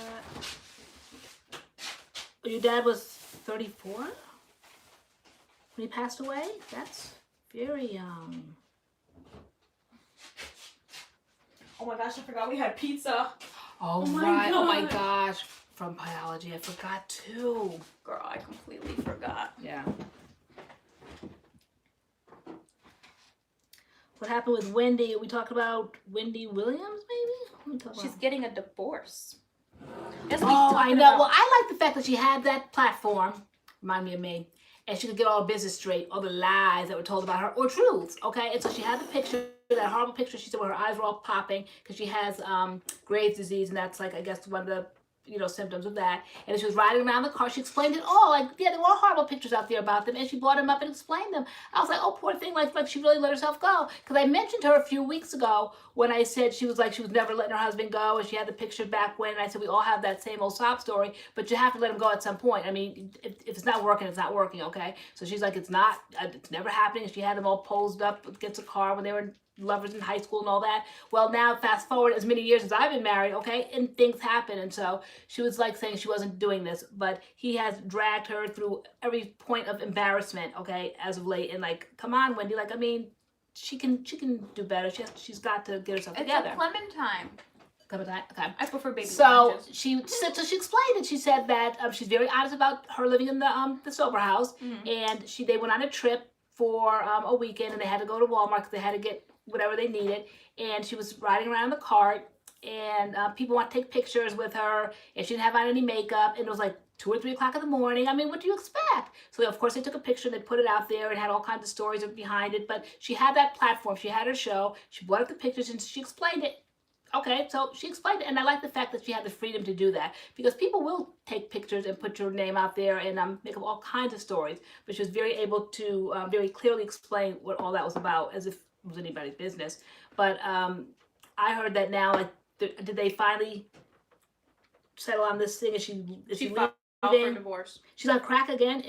She's in the sober house, Samantha. I thought she was handling it. Or this is as of late. The big news is that she filed for divorce. She did? Yeah. Okay. Yeah, that's a good thing, because she said she wasn't going to. She was going to hang on for dear life. And I was reading today, he was buying all kinds of businesses for this young girl, and they were failing. He was buying her more and buying her houses. And I mean, she's quite young, I think, right? That girl, but you know, Wendy's going to put herself together. Hopefully she can. I'm sure it's easier said than done. But that's good to know. I wonder if she's going to talk about it. I always get the Wendy Williams shows late at night, like around midnight, they come on. And I get filled in on the latest tea. It is such a mess. But I like her. I've been watching Wendy Williams for years. You do like Wendy. Yeah, I was happy she was honest with her audience too. Again, speaking to public, you have a platform, and just stepping forward, because if she's going through it, so many other people are going through substance abuse and things. And so I'm so glad, like, this shaming environment now is coming to an end. People go through things, and the hardest thing is to try to hide the stuff. It's just too difficult to hide it, and you can tell your story, and somebody else is definitely going through it as well. So, bought an expensive sports car with Wendy's money too. Wow, he did, with her money. That's busted. He didn't have any money. What does Kevin do exactly? You don't care for her? You know, she's an acquired taste, Carol. You know, I mean, eh. But I've been watching her for so many years, you know. I think what she's going through is very humbling. I mean, she was the first one to bring out all the tea on everybody, and no stone was ever left unturned when it came to somebody else's life. So now, you know, turnabout is fair play almost. But you have to, in a case like that, when she was just so vicious with other people's lives, now you have to own it. I always say that. I think I was playing that to you the other day about how you have to be very self-deprecating, and how when you try to deny things, people love it all the more. So I always say the Bible says, agree with the adversary quickly. So it's like if somebody knows that, say, it used to bother me that people would make fun of the fact that I love to shop, and I would be so defensive about it. And they'd say, oh, you just love to spend money. Oh, you just love to shop. And I'd be like, no, I don't. No, I don't. And I'm like, yeah, I do. I'm a grown woman. If I want to shop, I want to shop. And when you say that, you take away their argument. When people find out there's one thing that's going to bug you and they just keep harping on it, I should just agree with them quickly. Oh, you bought that. I don't like it. Oh, I like it. No, I don't like it. I'm like, yeah, no, I don't blame you. I don't like it. I don't even know why I bought this thing. You end the argument right there. Okay? Because people just like to keep the pot stirred and get your nerves all twisted. And I'm telling you, y'all, I'm turning over a new leaf. I'm not engaging no more. Nope. Almost had me wheelchair bound and couldn't walk. All the stress and all the stuff I was taking on myself. No way. It's live or let live. No more. No more. And she's reaping what she sowed for sure. Thank you, Tash. Is it Tash, love? It's a website, or I found them on Instagram. CMT's like Christian movement, I think, t-shirts or something. So, and I like them because they come in like women's fitted sizes, so they're not like always like these big, bulky t-shirts that I kind of get lost in. She talked about the Clark sisters. Oh, at the funeral for, who was it? Aretha Franklin? Because I know that's when I saw them there. When did she talk about them?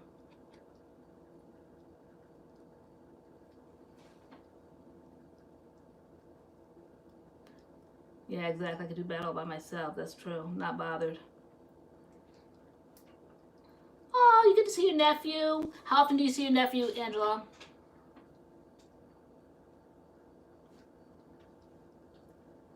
You agree upon deck. Like, you just take away the argument, right? When you agree with people. Because they love to see what can push your buttons, and then they harp on it. And please don't try to, like, deny anything that they accuse you of. Because why do I care what people think? If they say that they see me in that way, all right, so you see me in that way. What difference does it make one way or another in my life, what people think? You know, I know who I am, and I only have to answer to one person. That's it. Think what you want. And when people can get that little memo, life is so much easier, I think. It's not always easy, so don't think like I'm sitting up here acting like I have it down for master. I definitely don't. But I think I'm heading in the right direction with that. Yeah, she did put them down bad. She was relentless. Oh, he got new hair plugs? Oh, he doing the whole 9 yards. Trying to be young. Yeah, what? Kevin, I guess he got some new hair plugs. What are hair plugs? I guess he's, you know, if he's losing hair on the top, he's trying to be young, keep up with that young girl. So I guess he, I don't know, he put some hair, like, I don't know. He put, you know, but I guess like the Bosley group or something, okay? I don't know. I don't know what hair plugs are. Okay. I might need some soon. Right? I don't know.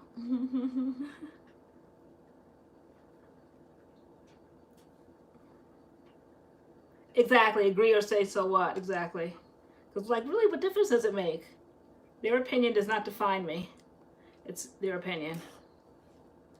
So are there any new products on the market that people are trying? I know Curls dropped the pineapple collection, which are in Walmart's.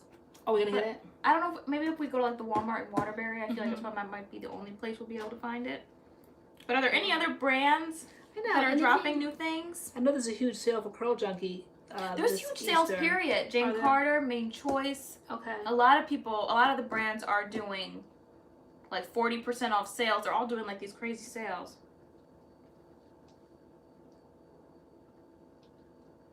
Function is really good. See, if you Google Nipsey Hussle, it'll come up.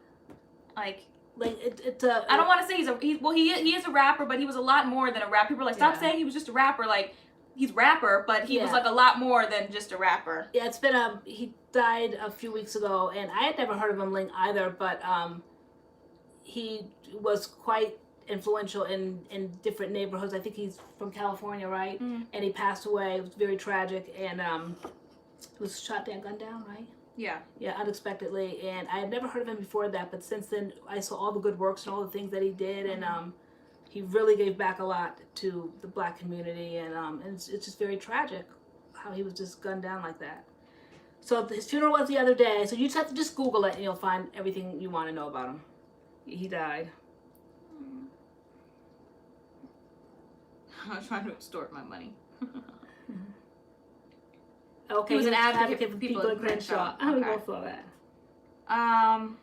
Main Choice Caution line is on sale. Oh yeah, Ashley Harris. So the Eden Body Works line is not on the ground. Yeah. No, you didn't know. I mean, we didn't know. Girl, we're in our 50s. We don't follow everything. Can't know everything. I never heard his music, but he did a lot for the community. That's what I gathered from that in the last couple of The years. Eden Body Works line was just amazing, and I will say that again and again and again. It was just so. I can't wait to use it again. Yeah. It was so good. That would be a line I would have to buy again. I could see Yeah. myself buying that Really? again. Absolutely. We always get like hooked on something like that. I wonder like when else do you reach for it again? The next time I can. Okay. Yeah, Like on your day off? Yeah. Okay. I mean, I really liked it, and I know everybody really likes, the results of my hair, but I feel like it's not exclusively what's in my hair because every day that refresher started with Botanicals and then, CURLMIX, so it's not just all Eden Body Works. The second day I tried to make it work by putting in that thick hair dress, try to refresh, but I think I needed something more liquidy, so that's when I reached for the CURLMIX and started finger coiling my hair. So what are we loving right now? I'm loving, of course, the Eden Body Works and the Urban Hydration Honey line. Love that. CURLMIX. Those are kind of the go-tos. Yours is CURLMIX. You've been like using CURLMIX, period, like straight for like a month. We've had it forever. It's always been something you gravitated towards, and I've just been kind of like, with it. I love it, but like I don't reach for it the way you do. But lately, I've been reaching for it ever since I got my hair cut. To me, it's the perfect consistency for my hair length now, for the weather, and then now's the time of the year when I like the green one, as I say. So, yep, I have definitely been reaching for that one. Leslie, yeah, so I saw that you put it in your hair too, the Eden Body Works. She said her curls are so coiled. Seriously. Okay. Like, mine too. Like, the coils are, like, serious. They've never looked like this. I know, Kid Sister, yet another line. Which one are you referring to? Because we have named so many on here. We know Proceed with Caution. Prickly Pear. Prickly Pear. We got the peach tea. That Kool-Aid one. The Kool-Aid one. Peach tea. And then there was another one after Proceed with Caution, wasn't there? Oh, the Cheers. Yeah. The beer one. Yeah. The Proceed with Caution. Prickly Pear. My old pomegranate honey line.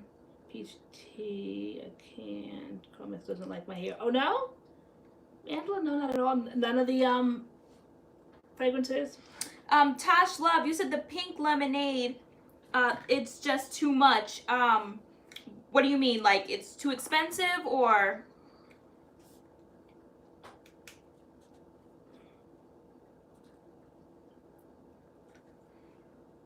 Wait, a beer line? Does your hair feel like CURLMIX or different as far as hold on? It feels different.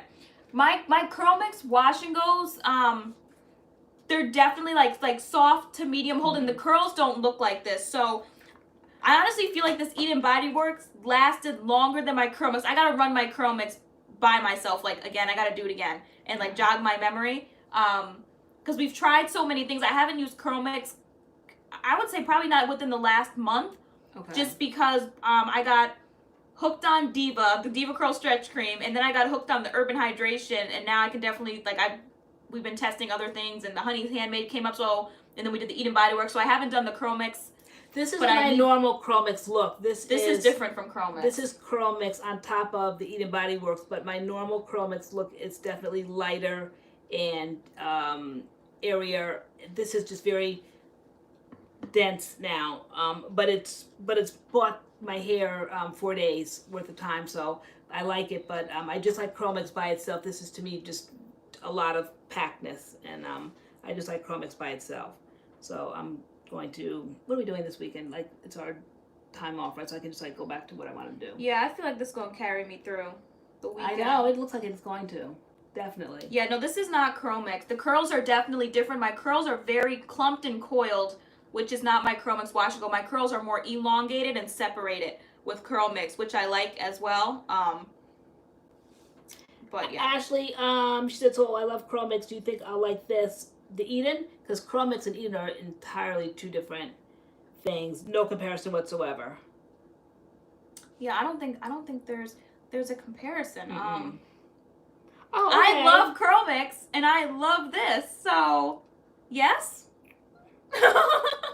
Pondex that I've been into as I am curling jelly lately. That's funny. Yeah, it's funny how we get on brands, and that's been out there forever. But hey, whatever works. I mean, if you're just into stylers, I'd say snag the stylers, snag the Curl Jam and the mousse. I mean, I can't even say how does your hair do with mousse because I hate mousse. I really don't like mousse. So, but this Eden Body Works is different. This mousse is something different than like the other types of mousse that we've done on our channel. Something about this mousse and the Curl Jam is just they did something different with it. I don't know. Said glycerin is high up in the Eden papaya, and glycerin can be a good curl enhancer. But it's also like that time of year now where glycerin is kind of funny in the summer and the humid months.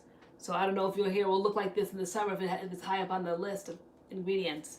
The glycerin. Elizabeth Brown said no cast with this line. Agreed. There was no cast. And they say on the packaging soft hold, and I said on our vlog today, I'm like, that is not true. Like, my hair is soft, but it's holding. Maybe the touch, it's soft to the touch, but the curl definition's not budging.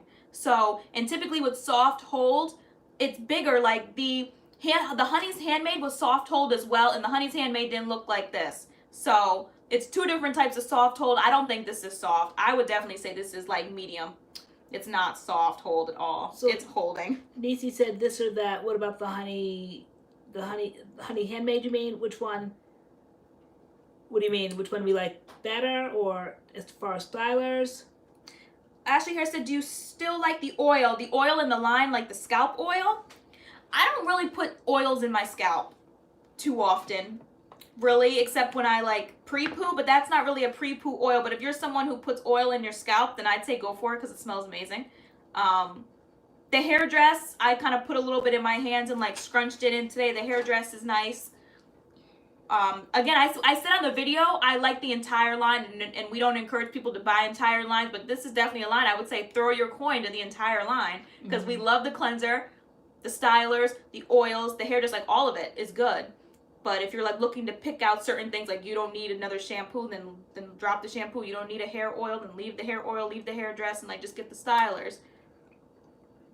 So which one do we like better? We like this one here or the one for Florida? This or that.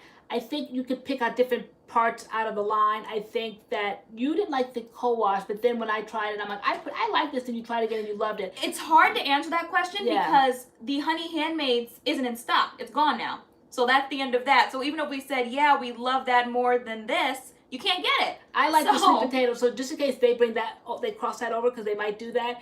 I like that sweet potato co-wash, and I think I liked it so much because of the scent. So I like that. But yet sometimes with such a good result, I'd want to keep that line together with the papaya because it worked, and I wouldn't want to try to switch out. Though I can see in my brain that I would want to, because I'd want to use like the Miche deep conditioner, and I love the Miche shampoo, and then maybe put in the Eden Body Works. Yeah. You know, foam. I love the foam. I don't feel like I didn't put anything else in. I just put the foam in like as a one and done period. You put in the curling cream. I didn't do that. So Tosh Love said, does it work for type 4? Has anyone seen type 4 with the new Eden Body Works? Tosh, that's all I've seen on Instagram Eden Body Works page is people with type 4 hair with it, and their hair is incredibly shiny. They're doing braid outs and twist outs and like gorgeous results. Check out Candid Kinks here on YouTube. Candid Kinks. She did the line, and her I think she did a twist out. Maybe a twist out, maybe a braid out. One of those. But her hair looked really good. So there definitely are people with type 4 hair doing the line. It's a lot on Eden Body Works Instagram, and their braid outs and twist outs are like fabulous looking. So Sherry Denise said, did my CURLMIX wash and go for the first time on my 4A, 4B hair. It came out okay to me, but love the moisturizer and the flaxseed gel. Bye, Smith Ivy. So what do you mean by that, Sherry Denise? Because you said it came out okay for you, but then you love the moisturizer and the flaxseed gel. That is the line. That is the CURLMIX line, the flaxseed gel and the moisturizer. So do you like it or you don't? Have you ever tried Righteous Roots? No, but I've heard nothing but good things about it. What do you all have to say about Righteous Roots? I see it. It's kind of like one of those Instagram brands where you kind of just see it all over the place. People are using righteous roots a lot. Oh, Samantha Ivy's gone. Bye, Samantha, unless you already left. A dog's way home, okay. Yeah, Tosh, definitely check out some type 4 reviews, cause they're pretty awesome. Yeah, shiny and defined. Hi, Queen Sheba. Welcome to the room tonight. Oh, there's Jen loves nail polish. I got something in my eyeball. See, I love to deep condition. I haven't used a wash on conditioner. Jen, in a while have you now. been to the Walmart in Waterbury? Do they have the Curls pineapple collection before we take the trip? Sounds like a mix it up in the works for LoriAnne, right? I feel like that's the best Walmart, and I know we're not going to find it in the Walmarts down here. No, I know. But what are we having our eyes on? What do we want to get? Is Traylux the company with the bad shipping experience? No, that was Naturally United Curls. Right. There's so many out there though now that are like just kind of just getting a little extra there. Or somebody wants to shout out. Where was that? I just saw that. Oh, Trinity Billings. Hi, Trinity Billings. Ask and answered. Ask and you shall receive. Are you going to be reviewing Mop Top? Yes, we need to. Yes, because Dee Curly gifted us with those. Like a while ago. Like a while ago. She's so patient, so sweet. And we're so awful.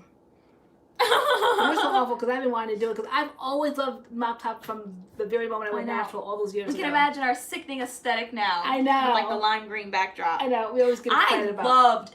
I loved both the aesthetics this week. I love the Honey Handmaids aesthetic and I love the Eden Body Works one. I think we nailed the Eden Body Works one. Yeah, that was so pretty.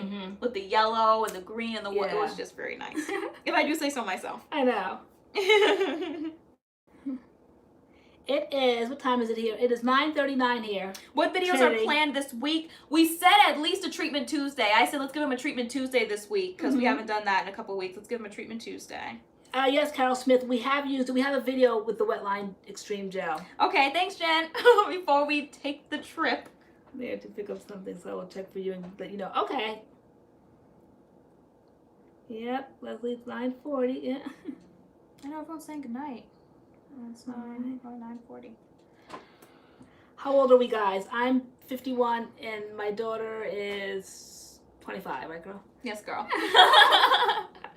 Mother-daughter team here. Even though the lady today the first day we went in for to the hospital for your treatment, she was like, she asked me how old I was, and I said 25. She was like, you look 25, and I basically looked like this. I had a full face of makeup on. She's like, yeah, you look 25, and I'm like, well, okay. Okay, cool. Like, I don't look like a baby anymore. And then the next day I went in, she basically like reintroduced herself because she thought I was somebody new. Like, I was like the younger sister or something. And I was like, it's the same person. She's like, oh my gosh. She's like, you look like you're 16. Like, you look so young. So I guess with makeup, I look my age. And without it, I look like a teenager. Just bust it, girl. And then today, she couldn't believe that, because she said she looked at the chart and she said, you guys have fantastic genes. She said, she couldn't believe, she goes, you're older than me, she told me. Yeah, and I thought she was older than you, so, like, okay. And so, yeah, she didn't believe that I was going to be 26. I'm like, yeah, I still get carded for rated R movies, so, yeah. Sorry, TV is spamming, got a block. Yeah, I think the Curls line is Walmart exclusive. Yeah, Kid Sister, I was wondering what that was about. What is that? I don't know, but it's gone now. Okay. What is that? It's a letter game, girl. I'm gonna turn to something gross.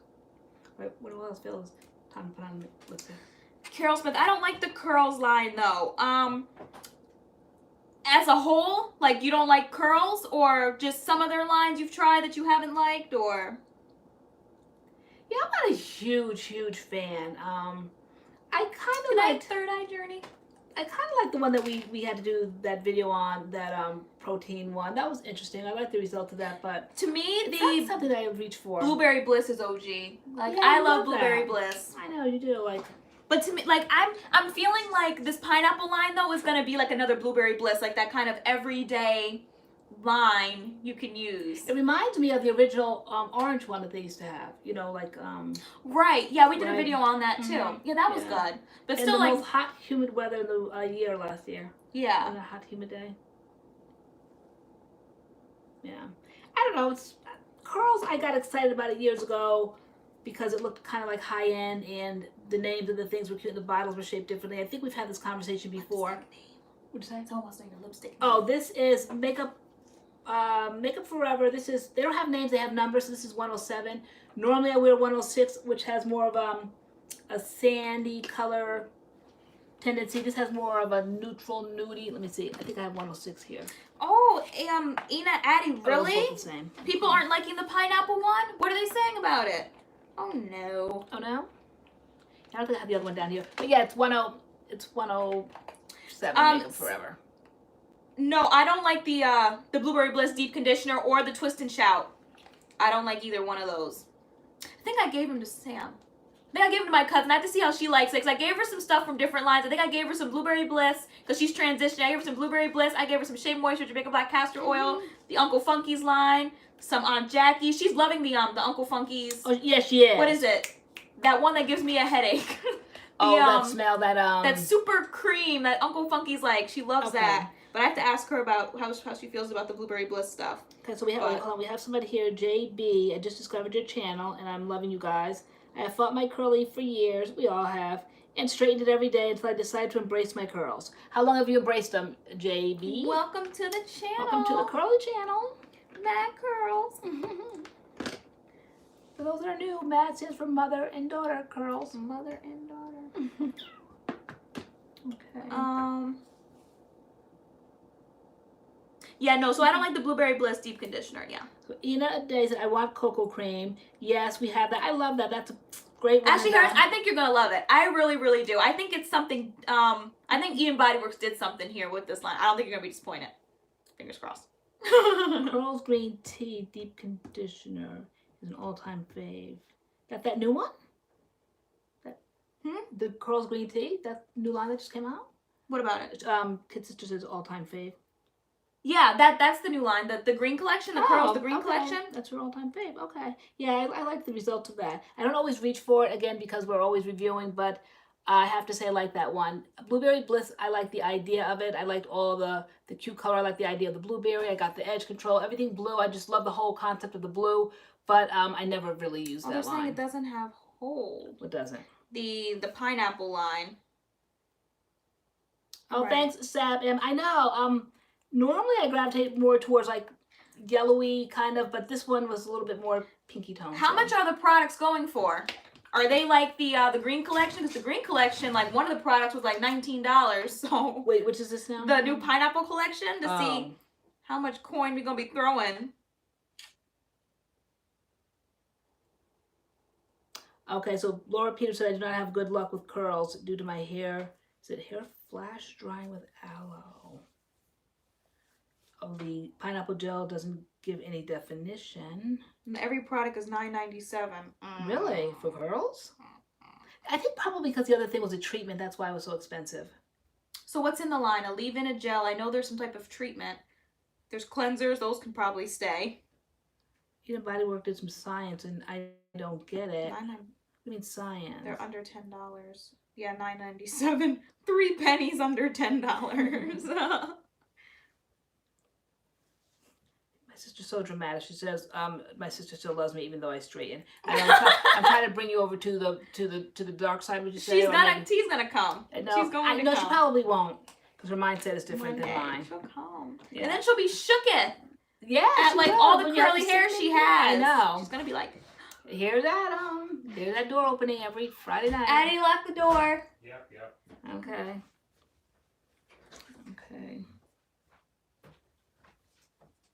Yes, I did. I have. It's in my refrigerator right now. I think when I talked about it, let me see. Wisdom is better. I do. Let me go grab it, because you know I love props, guys. Hold on.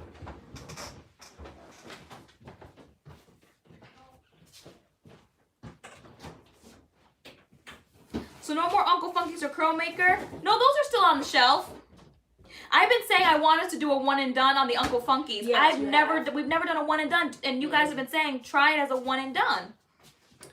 Yep, this is the Botanicals molasses right here.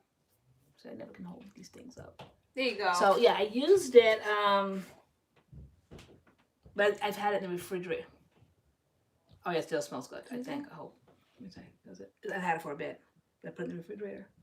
It Yeah, does, it's right? fine. It's fine. It smells just like molasses, and it's. I could have sworn when I had it on the shelf upstairs it was very, very dark, but it's not. But it's a reconstructor. Ooh, it's very, very cold now.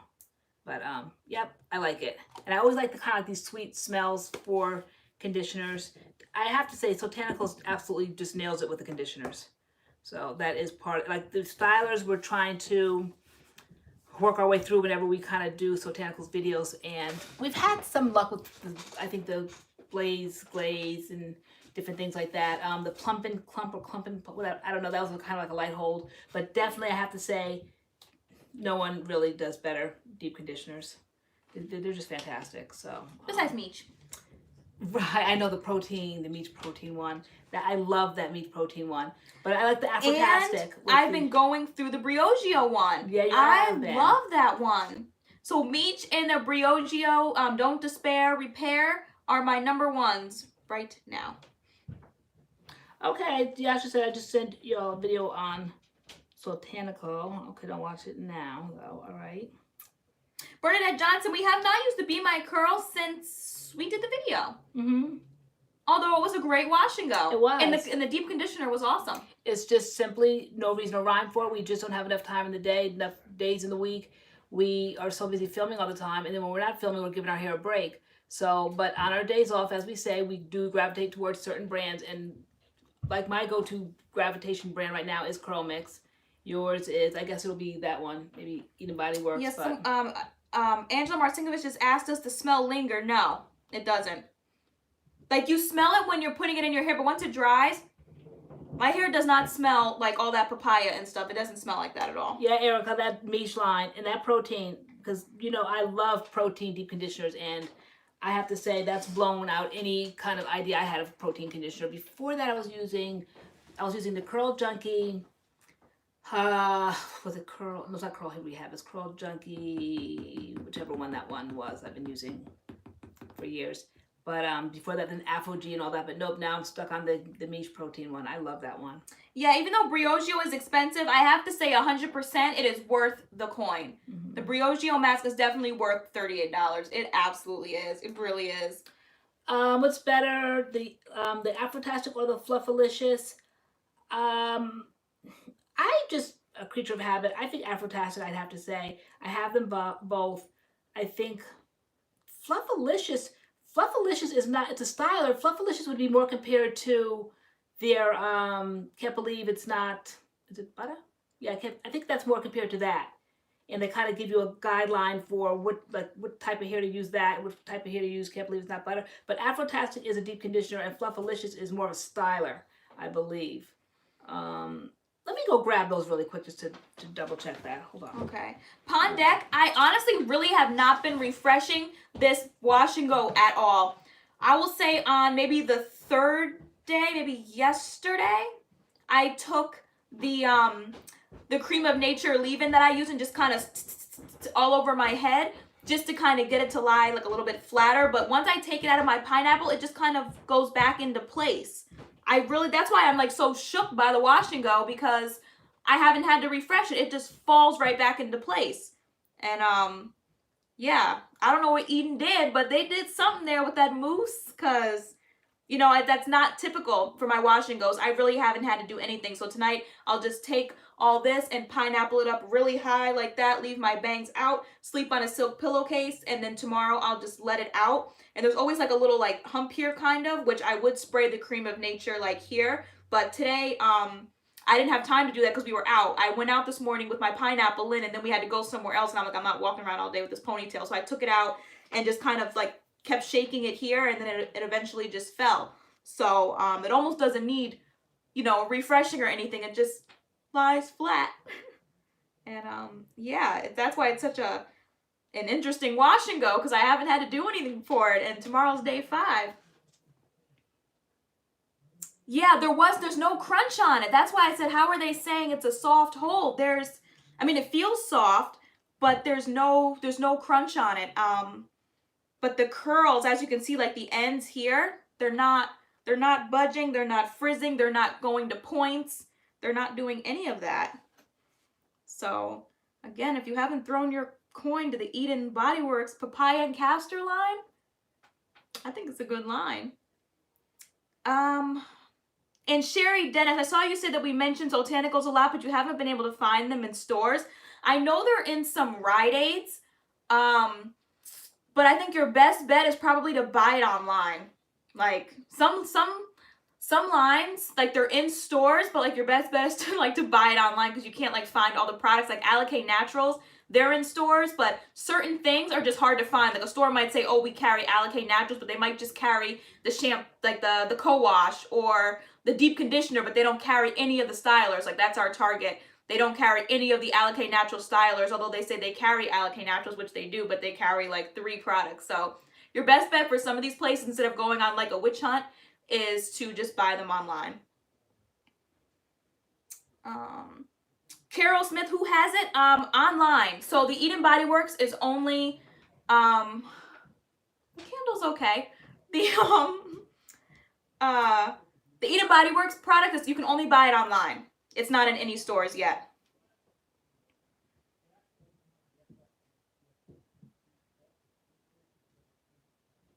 Carol Smith is the Alikay Naturals, like they have like the whole line in your Target. Like, but we can't find like the creme brulee or the any of the gels or the avocado cream deep conditioner or the black shampoo. Like that's not in our Targets.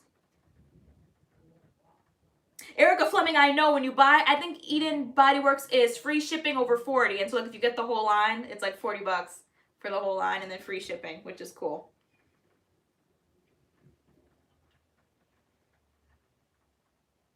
Chelsea and Knowles, I thought Ashley Harris said something about 15 off.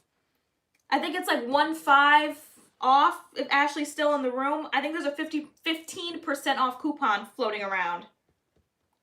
I think she said it was like 15, like OFF. I think that's what she said. Hold on. Let me go check on it.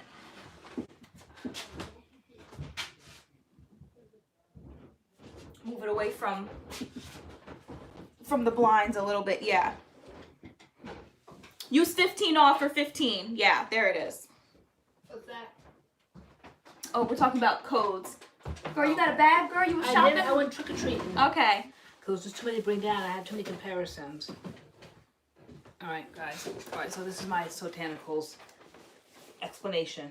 Eden Body Works is just online. That particular line, the brand new one, the Papaya Castor, is just online. You can't get it in stores. Oh, you can't? No. Okay. All right, so we started off by talking about Afrotastic, and then Casilda Harrison made a comparison between Afrotastic and Fluffalicious, but they're 2 different things. So Afrotastic is a deep conditioner, and this is Curl Nutritious. This is kind of like a styler. So, how to use on dry, parched hair, Fluffalicious adds moisture and nourishment from scalp to ends. Okay, so this would be more like their, oh, that's my pumpkin one. This would be more like their, can't believe it's not, oh, I bought that scent too. I love this one. I have to show you that, guys, that in a minute. Did I leave that upstairs? Oh, I love, oh, okay, I wanted to bring that, can't believe it's not butter. I must have left it upstairs. Okay, that would be the comparison. But anyway, this is the fall one, the limited edition one. So this is Can't Believe It's Not Butter, but with the fall fragrance. But this would be compared to Fluffalicious Casilda. Not, this is not a deep conditioner. So Afrotastic is a deep conditioner, but what I've been liking lately also is their Manoy Moisture Slip Deep Conditioning Fertilizing Dip. This is a deep conditioner. So to me, it's almost, and their site spoke to that, which made me kind of like raise an eyebrow. And I'm like, oh, let me try this, and I've been loving this. Still a loyalist. I love the Afrotastic, but I think this almost takes it up a notch, and this is the Manoy Moisture Slip Deep Conditioning Fertilizing Dip. So these 2 are conditioners, just one of many. I also love, love, love this deep conditioner. I like the color, it's so cute. It's kind of like carrot colored orange. And this is their Hibiscus Hair Healer Healthy Scalp Therapy Mask. So I love this also. And what else did I bring down here? I think I have just about every single one of their, okay, this is just a replacement of Afrotastic. It was brand new. I didn't know I'd be opening it. So yeah. Good night, Terry. those are the conditioners and those are so Fluffalicious is a styler and Afrotastic is a conditioner, deep conditioner. Yes, Megra. Okay. She said she ordered the Eden line yesterday and told them MADCURLS sent her. Yeah. Tell them. Because sometimes we get on Eden Body Works campaigns, sometimes we don't. We didn't get on this one, but we still did a sickening review. Yeah, sometimes it's kind of sometimes I don't like the pressure of being on a campaign because it's just, I don't know, they kind of guide and lead like how you do it. Like we like our own aesthetic and we like to talk and they want us to have like a certain time frame and we just like to be us. So sometimes we I prefer not to be on campaigns. Yeah, we adhere to the rules, but we prefer when. But I still like them to know where their customers are coming from. Yeah, it doesn't change what we say about it, but it just they kind of like to have more say in time limits and how they want things to come in, and we just kind of like to have the liberty and the freedom of doing our videos the way we like to do our videos. Yeah. Okay, so which items are recommended for the Eden Papaya? I say all of them, which we never say, but you can't go wrong with any of them. But if you just want stylers, then the conditioning mousse and the curl jam together, I think that's a fantastic duo. The two of them, the stylers. There's also the hair dress, which is like thick. You kind of have to scrape it out and then like rub it in your hands and it melts, and that's just kind of like a finishing kind of oil for your hair. It kind of melts into an oil. So you said I want shampoos and conditioners. Well, they have a cleanser. They have a scalp cleanser, which is kind of like a co-wash, in my opinion. So let me see. Oh, see, Fly, is it TJ? So Sweet. So yes, Botanicals has been my go-to brand lately. But that's all they have. So they don't have a shampoo and conditioner. They just have the scalp cleanser, which is the shampoo. The conditioner that they have is a leave-in. The foam conditioner is a leave-in. So right, and I use it as a styler, so that's all I had in my hair when I styled my hair for that video. All right, so what did she say? All right, then she said to not in that line. They don't have a deep conditioner, no. I even like their gels, even though they have a light hold. Yeah, so we have the Soul Blaze, that's light hold, and then you did that frozen gel. Does that have a light hold? No, I would say the frozen gel has a medium hold. Okay. Yeah. Yeah, but we love Botanicals over here. I'm so excited all the people getting Eden because I'm like shook by this line. I know. I was so surprised. I didn't know what surprised. to expect because the hibiscus line was okay. It was okay. Like any of the Eden Body Works lines we've done, they're good, but I haven't really gone back to. But this one has me all shook up. Like I love this new line. I think it's amazing. And we liked that other one that had like that serum and the marshmallow line. It was good. We got a good wash and go, but I never went back to it again. Yeah.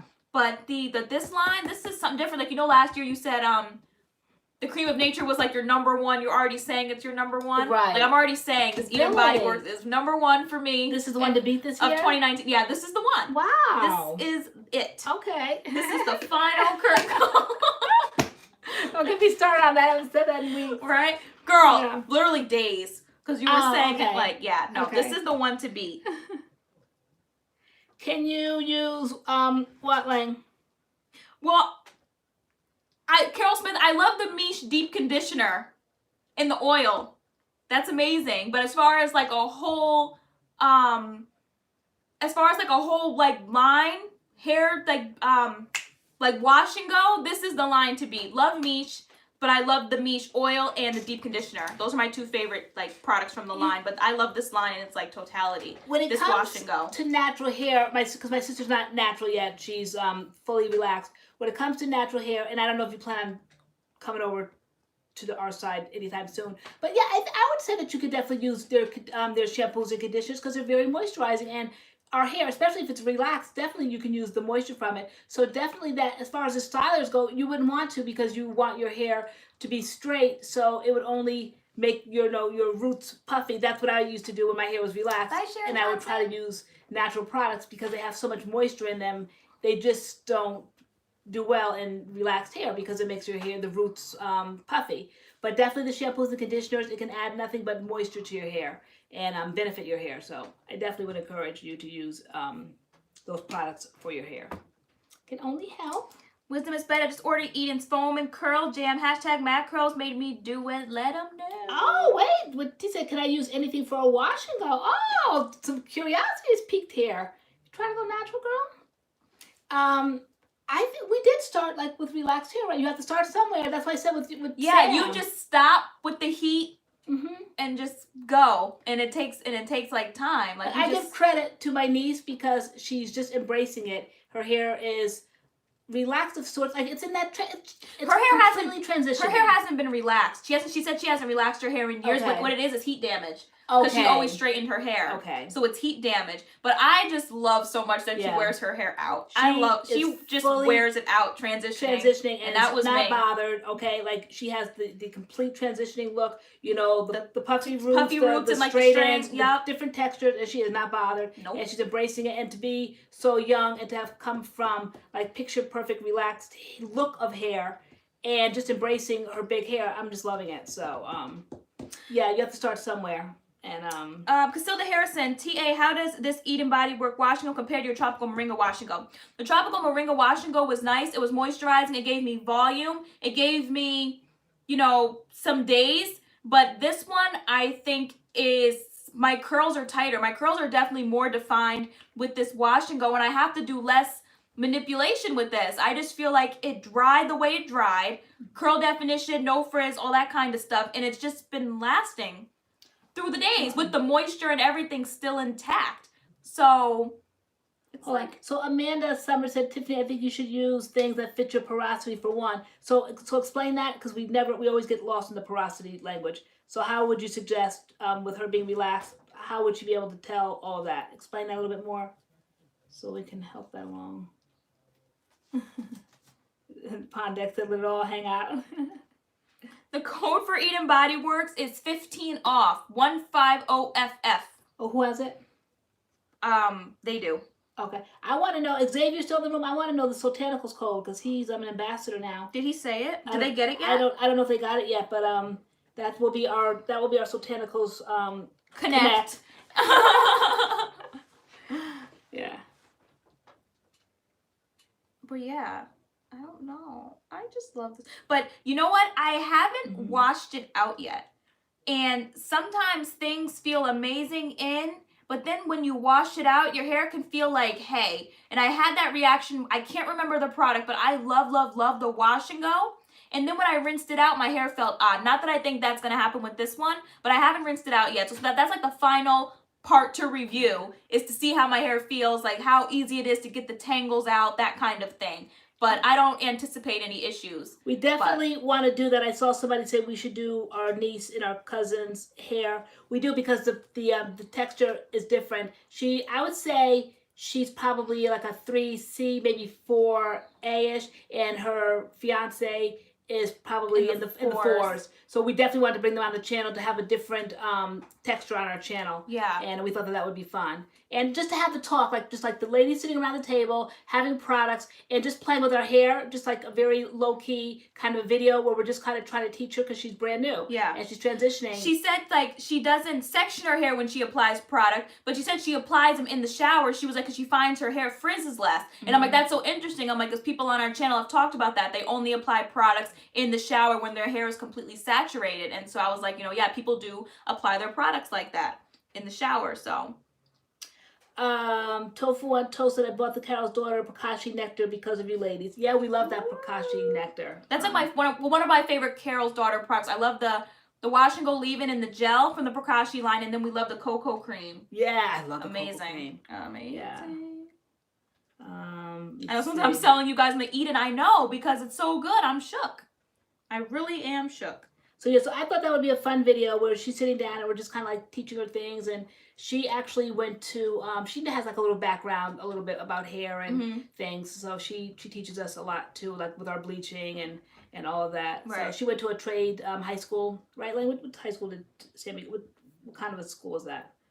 Bye 106 Andy. Night night. Okay, nighty night. I love Rasu Clay. Oh my gosh, I love Rasu Clay too. But yeah, that's basically all, like as a transitioner, that's all I did was just grab product and apply it. And I would just scrunch my hair. And, you know, as the months and years went on, the more I was basically training it to curl again. Yeah. Which, once the pieces are dead, I guess that doesn't really happen. But I never got a haircut from when my hair fell out. Up until Nubia did it last year, I never had a haircut. Okay. So I don't know where those dead pieces went. They must have fallen off. I don't know where they went. I know. But I basically trained my hair to curl again, and I don't know where the pieces went because I never cut them off. Yeah, they were like so long and transitionally stringy. Yeah. They were like, remember, like they were like hard with gel and everything, and they were just points and straights, and I don't know where they went. But all I ever did was wash and go and scrunch my hair. It was like the LA for years. gel, that very hard where your hair I never got a haircut. Off. Yeah. Do you have a picture of that? Because they looked really rough. I don't know where the hair went. Thinking back, because people are like, you know, they cut it every couple. Like Sam was saying, she wanted to like get a little haircut on her ends and start like trimming some of the ends off. And I was like, you know, that's a good idea. I clearly I never cut my hair. Clearly transitioned. So from like 2000 and what 10? My hair. Yeah. Yeah. So from like 2010 to like 2017, I never got a haircut, but you didn't. I transitioned completely. Yeah. Oh yeah. Oh my goodness. Oh yeah. You're bringing up all the goods. Oh, okay, girl. Not that many goods. Horrible. Girl. I was transitioning, girl. Not bothered. Hold on. Let me cut. Okay. Hold on. Let's see. So much tea. Oh my gosh, girl. Hold on. We're digging up the receipts, guys. The receipts. Mm-hmm. Hold on. I need the receipts from when my hair fell out. Where are those receipts? Let me see.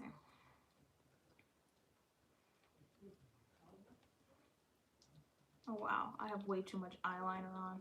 Okay, there's a lot of cleavage going on in this one. Okay, hold on. I'm trying to find an appropriate picture. Wow. Okay, let's do this one. All right.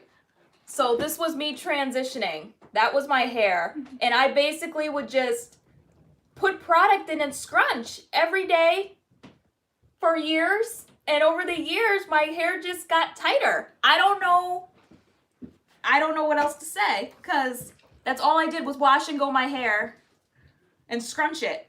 Yeah, and over the years, it just changed. Show like how stringy that was. That was in the full-fledged. Look at how. And you were like, you had little strings going on too. Yeah, we all get the strings. Yeah. But that was my hair, I would say. Yeah. For about 2 or 3 years, and then it started to change. Let me see what year this was. This was 2011. Let me see 2013. Let me see 2 years later what it looked like. It's funny how it just takes time. That's really just the key. There's no quick fix. It's just time. This was 2012. I was in college. Knowledge, the right products, I think. And you prove that you don't necessarily have to cut it off, right? Yeah. So this was, again, just scrunching every day. This was by 2012. A year later, my hair looked like this. And I didn't cut it. I didn't do anything. I was still just wash and going it. But you see it's starting to kind of get a wave to it now. Now it's waving. That was a year later. There was a wave. Oh, wait, we have like oh, wow. Look how different you look. Your hair looks great. That's really far away. This you're still showing the one with me. I just maybe go out and come back in. Okay, yeah, because that's a really much of a lag. I know we're not that far behind. So that was 2012. Yeah, this is show this one. This is when I first started. I was transitioning. I mean, like literally the first days of coming away from the straightening comb. Yeah. So your hair was just like bone straight. Yeah, just probably putting water in it and trying to do something, but my hair was completely relaxed there. But I was trying to do something with it. It was literally the first days of transitioning.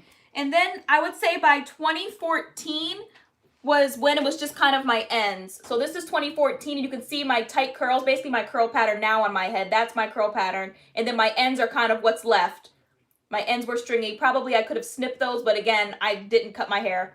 So those just fell off. They went somewhere, but by 2014, so basically from, I would say 2011 to 2013, 2014 was like my full transition. So that was basically it. And then from there, my hair just came down. It just got longer, but you can see at like the roots is my curl pattern. Now that was my curl pattern, and then it just came down. And over the years, it just got longer and longer and longer. Okay. But yeah, so that was it. And then but no haircuts, none of that. Yeah, then I completely cut my hair off like super, super short because I couldn't do the transitioning thing. So I just cut, that was the big chop, but it was still bone straight because it was relaxed. So bright. Yeah, I know. So it was completely relaxed. They're bone straight, not a curl to be had. But I felt like I was trying to cut off something. I cut off a big chunk, but yet, and I don't know if I cut off and relaxed it. I don't know why my hair is so straight here, but it is. And I don't know if my intentions were to have a haircut or to big chop, but it just kind of like kept on going after that. It was super short. Oh my gosh, look at you and all them. Look at that. Look at all those strings. I know, girl. All right, look at Tay and that stringy hair. And that was my super short. But that's how I wore it because there was no natural hair movement. So like I didn't really know what I was doing. I was just happy to have hair on my head because it all fell out. So I just kept, all I ever knew was like wearing my hair down. So I just wore it down the way it was. And I had strings like all over the place. And I was still in pictures like not bother. So, I'm happy in meeting both. Okay. Were you both taking biotin the whole time? Nope. We didn't know. We didn't know about none of that. We didn't know about biotin. We didn't know about twist outs. We didn't know about braid outs. What it was with me was I turned 40 and went through all these hormonal changes and my hair was just falling out. At the same time, you were having a bad relationship, dyed your hair jet black and yours fell out. We always seem to, in life, always do things at the same time, unbeknownst to us. So though I was losing my hair and was completely depressed because I was going bald, because my hair was coming out like crazy, when I turned 40, hormonal imbalances, then yours was coming out because of the hair dye. Yeah. We both literally had to stay away from heat. So we did, but we had no guide on how to do this. Nope. I'll show you what my hair looked like, how I was wearing it. So before it fell out and I had to like transition, I was getting relaxers. So I was getting relaxers and it was more like a texturizer, I would say. I was like texturizing my pattern to make it more like loose, I guess. Yeah. Let me see. Yeah. So we definitely have a journey. We definitely have a history. It was a process, but it wasn't something so easily identified. We just kind of like fell into life happening. You know, me with the hormones, you with dyeing your hair and the hair falling out, having no choice but to stop with the heat and the straightening. And just kind of having our hair evolve from that. Yeah. I'm trying to see. Okay, so Carol Smith, I was getting relaxed and just decided to big chop. Yeah. Oh dear. So this was basically my hair. Hold on, let me see if I can find a better picture.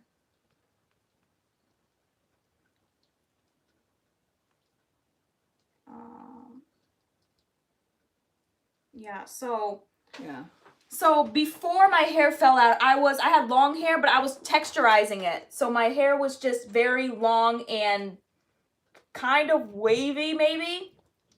It definitely wasn't curly. I don't know what it was, but I gelled it a lot and it basically just stayed like that. But that's how my hair was. And then it completely fell out like up to here. And from that point, I transitioned. But that's how I used to wear my hair. I used to love relaxer day. I'm like, all right, get these edges. I want them down. And you would get my edges and they would lie like completely flat. This is just completely short and bone straight. So I don't know what I was doing here. I don't know whether I was transitioning, whether I was big chopping. The look? What is it was so straight. I couldn't possibly have been trying to big chop because I kept it so straight. Like I wasn't encouraging any sort of curl definition. So, but eventually from that evolved going natural. And I don't know really. I have to continue to keep looking through the album to see because we didn't really know. Again, there was no natural hair movement, so I don't really know what we were doing. We were just kind of doing. Yeah, I don't know what we were doing. I don't even know when the natural hair movement, when we got onto it. It wasn't really in college for me. That was 2012. Right. 13. Maybe 2015. Maybe. One time I try to chronologically go through it, so I'd have to look at the times. I have to see when that was. I think that was 2011, maybe. I don't. Yeah, I mean, I'm trying to think when I got on to like I used to watch Shameless Maya and Sunkissed Alba. I'm thinking that was maybe 2015, 2016, maybe. Okay. But all before that, like, I wasn't watching anybody. I wasn't asking anybody for any tips. Like, I was just doing. And my hair was just changing over time. And I wasn't watching it. Like, oh my gosh, I have curls now. No, we weren't watching my hair, like, I I don't know. I guess I don't even know when I realized, like, oh wow, look at my hair compared to how it looked back then. Like my hair was just like being. Like I don't know. I don't know. I'm looking at that church picnic where my hair was just very fluffy, but it had length to it here. Exactly, so, Pondek, and knew what it needed to do. Like you just stop putting all the heat and the chemicals and stuff to it, and just let it do its thing. And it will do its thing. It knows what it needs to do. So yeah, I must have just cut it there, just be cutting it, because now this is 2012 at this picnic, and now it has length here, and it's just puffy. So I think that's when I tied all that scarf and plastic bag and everything, because I wanted to go to the picnic, and I didn't want my hair to sweat up before I got up there. And the moment, the very moment I took that scarf and plastic bag and rolled and everything else off of my hair. Yep, you did all that just to step outside and your roots to puff up. Yeah, it was horrible. Yeah. So funny. And then after that, you were like, okay, that's enough, right? Yeah, yeah. I look like a Betty Crocker. Look at that hair. Like, see, you can see the root. It's puffy. It's humidity out there. You look older there than you do here. Wow, what was I thinking? But those were the puffy roots that I tried to preserve that morning. But yeah, so this was definitely the beginning of trying to go natural after that super short haircut. The relaxer must have been coming out at this point, and I just kept on with it. I had my hair and had them tell me to wash my hair with shampoo. Wow. Remember that rule? Won't look like churros now. Okay. We're churros.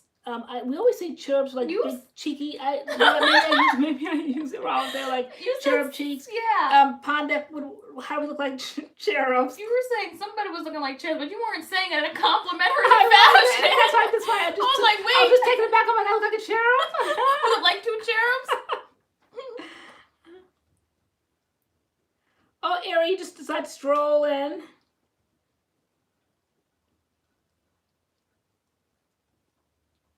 Baby angels. Oh, the long hair care forum. Cherubs are sweet. Cherubs are angels. Oh, okay. Girl, you used it wrong then, girl.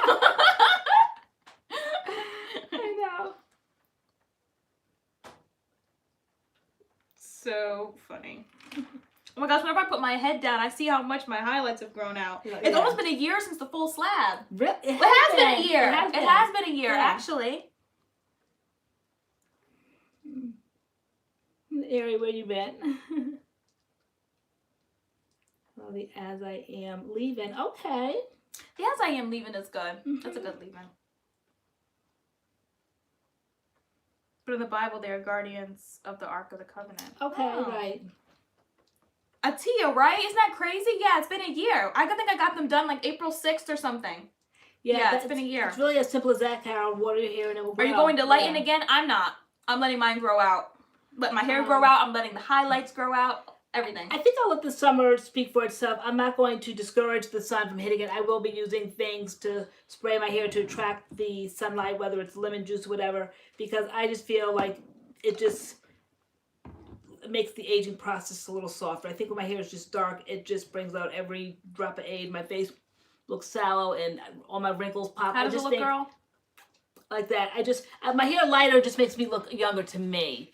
Dark hair is just very harsh on me. Just a lot of dark hair and a lot of pale face, and it just ages, brings out it attacks on about 10 years. Let's put it that way. Yeah, Tish, I'm just thinking of getting my hair like back to being like completely healthy.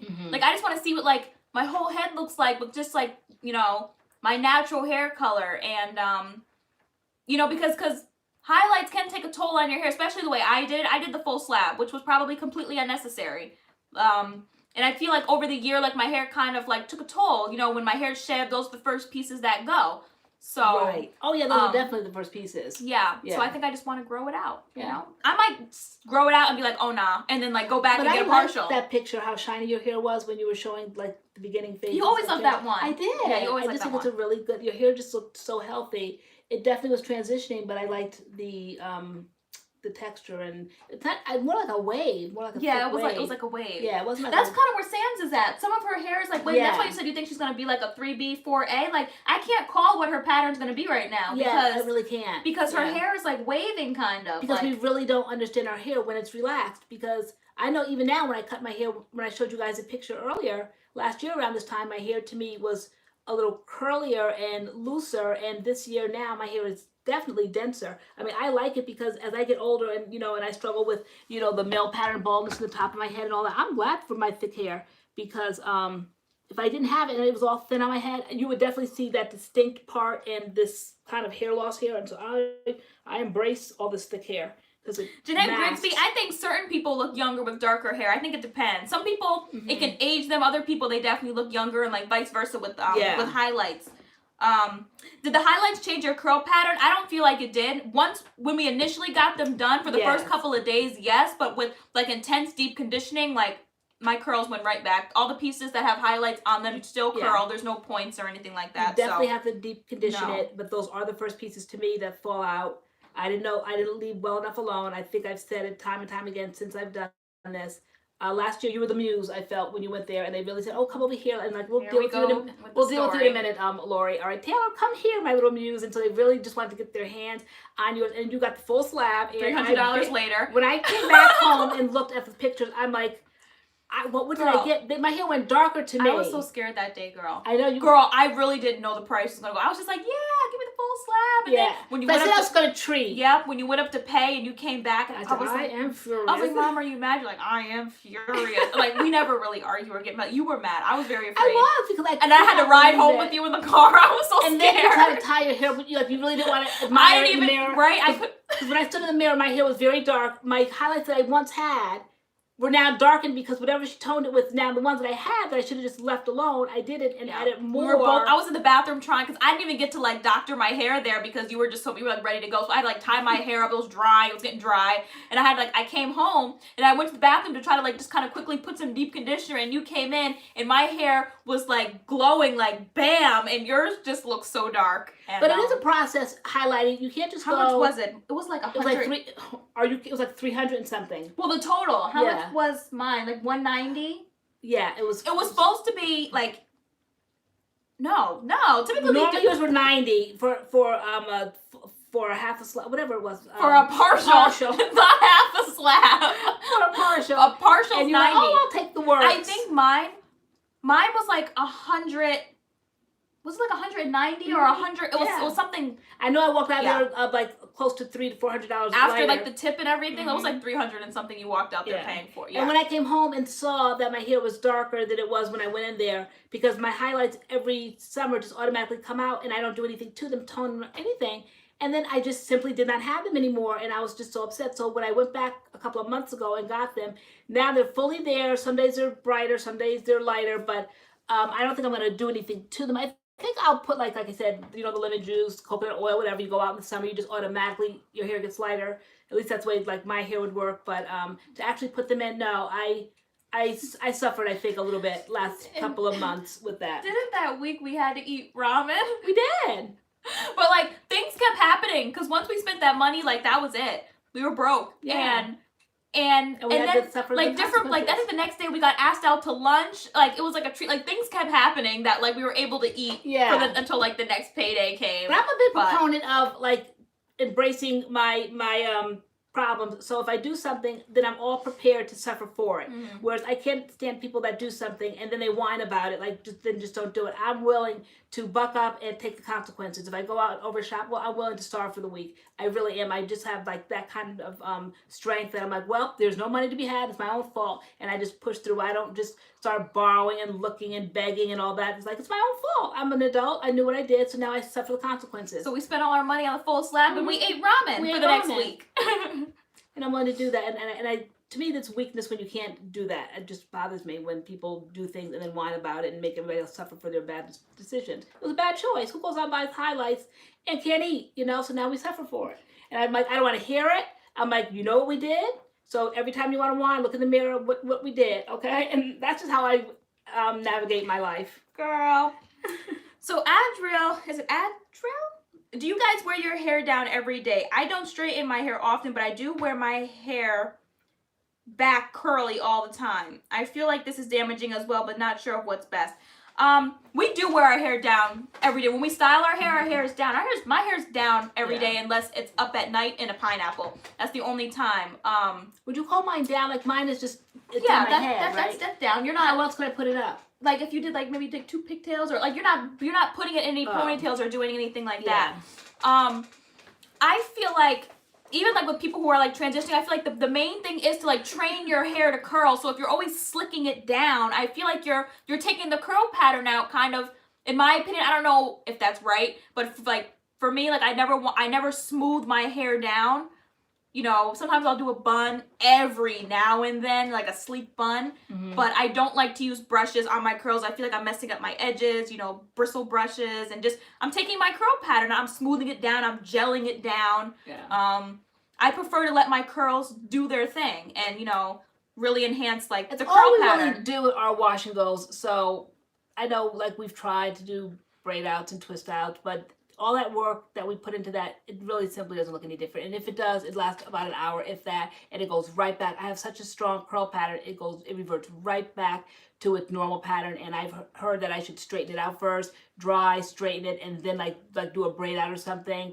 I'm sure, but all that work, all that heat damage just for a braid out, like, I just can't do that. Then soak and wet it. There's not enough water I can put in my hair to kind of take out the curl pattern. The more water I put in it, the curlier it gets. So I'm just not a braid out, twist out person. My hair just doesn't take to that. Pond deck, like, I don't know how like scientific that is or whatever, but in my opinion, like, constantly slicking your hair down, I just feel like you're brushing the curl pattern out of it. That's why I was so excited to see my cousin wearing her hair out. I'm like, good. Or like people who want to do twist outs and braid outs, like, that's fine. Like, you're kind of giving it a pattern. You're encouraging your hair to do something. But if you're always slicking it down and wearing it in a ponytail and a bun, I feel like you're stretching your pattern out. Like, I don't know. It's not being able to be tight and flourish and do what it wants to do. You're gluing it down to your head. I want to try that. Jolie and C21.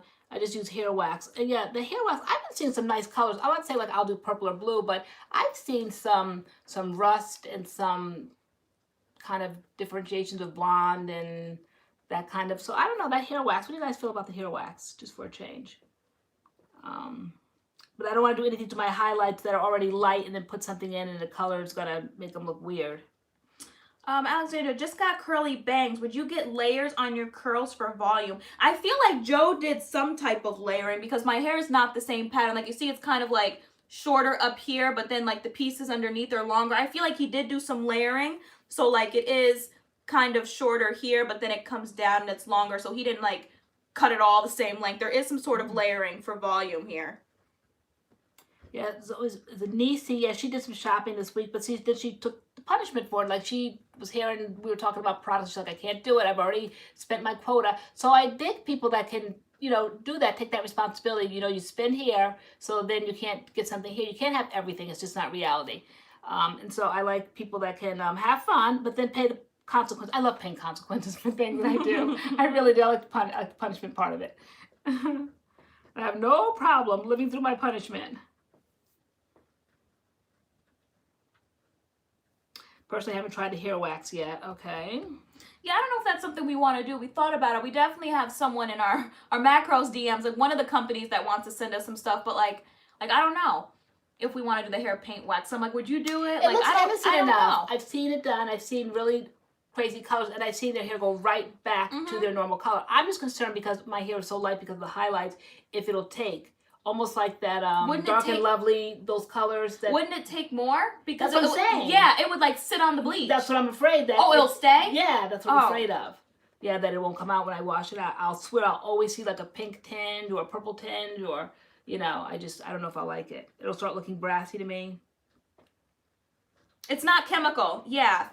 Carol, it's not chemical. Okay. And like I did the Dark and Lovely. I did the bright pink one on my hair one live, and it comes out. Okay, did I do one too? Did I join you with some like? I think you did. With some you did the IGK one.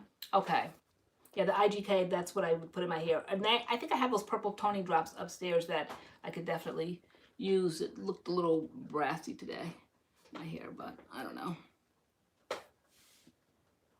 Well, purple would help tone your highlights, but I don't see LoriAnne walking around with purple hair. No. Definitely. And I don't even know if I want to tone my highlights. One time I overtoned. I toned the highlights right out. Like they didn't pop as much as they did. Like I left it in way too long. Remember, guys, when I used to do the DIY with the food coloring and the white conditioner from mixed chicks, and then I would put the blue food coloring and then put it in my hair. The first day it was super dark, and then the next day it was kind of like washed out. You could kind of see where I was toning those brassy highlights. Then the third day is the perfect day, and then the fourth day, you know, you're losing it again. But in my salon, my stylist said that it's definitely something that, you know, can be done, but it's definitely temporary. But it took that brassiness out for a while. Yep, food coloring. You used food coloring. I did. Blue food coloring. I did with food coloring, blue food coloring. And she said it works, but it's very temporary. Yeah, so that purple, actually blue, I found out works better than the purple. So, and it was very temporary, but it definitely toned them because they were getting very brassy and that orangey look. And when I put the blue food coloring in, it brought them to that blonde, ashy look, but it's very short-lived, maybe about 3 days. So like for an event and you can't get your highlights kind of like popping right then and there. Yeah.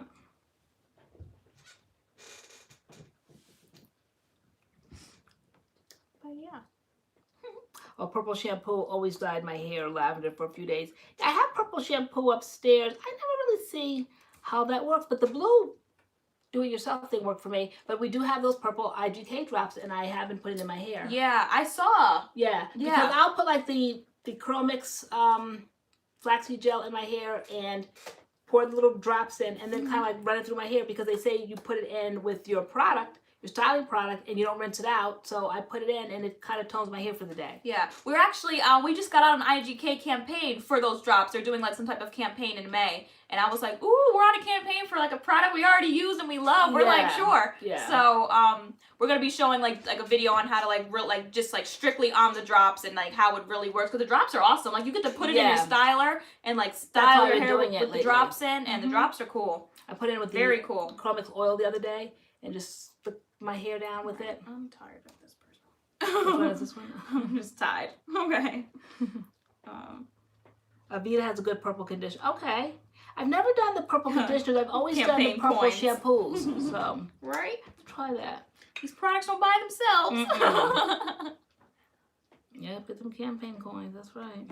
And especially if it's something that we use already. Yeah, they're like, do you want to do this? We were doing some promotion. I'm like, what is this? Like, I'm like, I don't like. I'm just. I know. I hate when we get a campaign and it's like something new, when you're like, what is this? Yeah. Like, I'm like. Because you guys really come to us for honesty and truth, and I'm not going to try to do anything just to get money. Yeah. And speak about something that I truly don't know about. I have to have experience with it to really speak passionately, because you guys know I speak passionately. You would know if I was lackluster about a campaign, because you know, like, Lori don't use that stuff. I don't know what they call themselves doing. They must need some Manny, okay? But because I give myself away. I'm too passionate about the way I talk, so you would know I didn't use it. I mean, you guys can pick up if we don't like a product. Like, that's within any of our videos. Like, I think it's Diasha P or something. She always knows, she's like, Taylor's keeps picking up the product and reading the back of it. She's not really into the product. Like, she keeps reading the packaging. Like, yeah, I know. Yeah, see, everybody, truth and honesty. You know, you kind of have to know. I always say you're an influencer, and influencer has to know the brand. You have to know, like, you come to this channel and get the truth. You know, and even if we're in a campaign for the money, we're like, guys, we had to do it. We needed the money. So we used it for about a week, you know, so we haven't really had that much experience. I mean, I could not put a campaign out there and act like it's just like my favorite love. It's like my best friend. Like, I've been using it for a while when I simply have not been. yeah. So, yeah, you both have very honest, expressive faces. Hey, Jan. Welcome to the room. We don't do fake. No, we can't do fake. I know, we keep real, too real sometimes. I know, right? Too real, get ourselves in trouble. Good night, Lane. Good night. Oh, it's 10:30. Girl, let one more person say good night and we start on the good night roll call.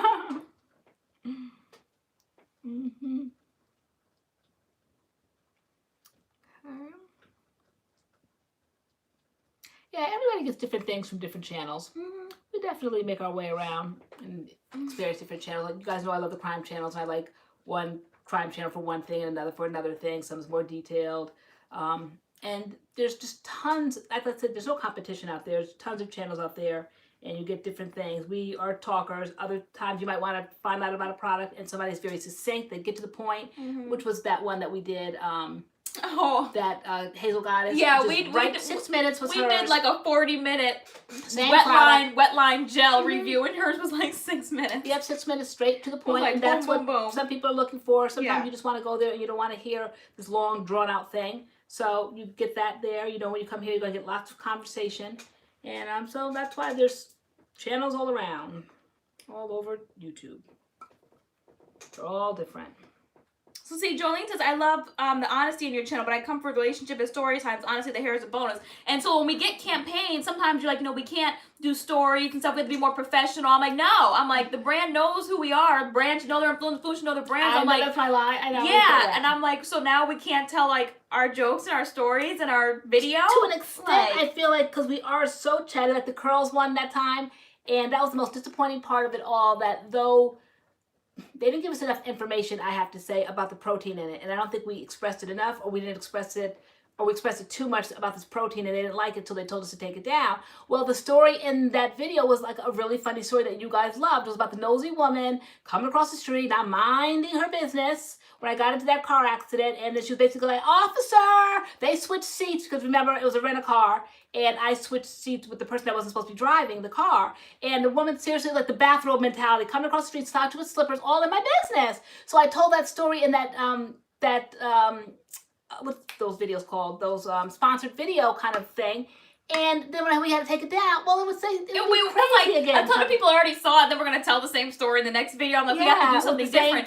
But the second video, you guys were like, yeah, y'all are definitely drier in this video. Yeah, because you were all aggravated. Yeah, I was so mad. I was so aggravated. Yeah, because we felt like that could just be explained in words across the screen that, okay, maybe didn't have this degree of protein, but they're like, no, take the whole thing down. But I'm like, if we take it down, the story goes with it, and you guys loved the bathroom story. Said it was dry. It was dry. It was terrible. Like, I loved the first one. Yeah. And like, I don't know, we just couldn't get the vibe back, because like, we literally had to do the whole video again. We felt so under pressure. We had to be so careful like how we said it. We had to have the time frame, and that's why we don't like to do sponsored content. I was like, no. Yeah. Because I know they, like, Curls had the pineapple collection. If I reached out, they probably would have sent, I'm like, no. Because when they send products, they send campaigns, and I don't want a campaign. Yeah, we did look scared of saying anything wrong in the second video. I was like, I don't want a campaign. Like, there's certain videos that we put on lock, and that's one of them, like, that we don't go back to. There's some, like, when we were going through a really rough time last year that you guys kind of, like, didn't know about. You guys would detect it, and you said you guys kind of seemed sad and there's something going on, and there definitely was. We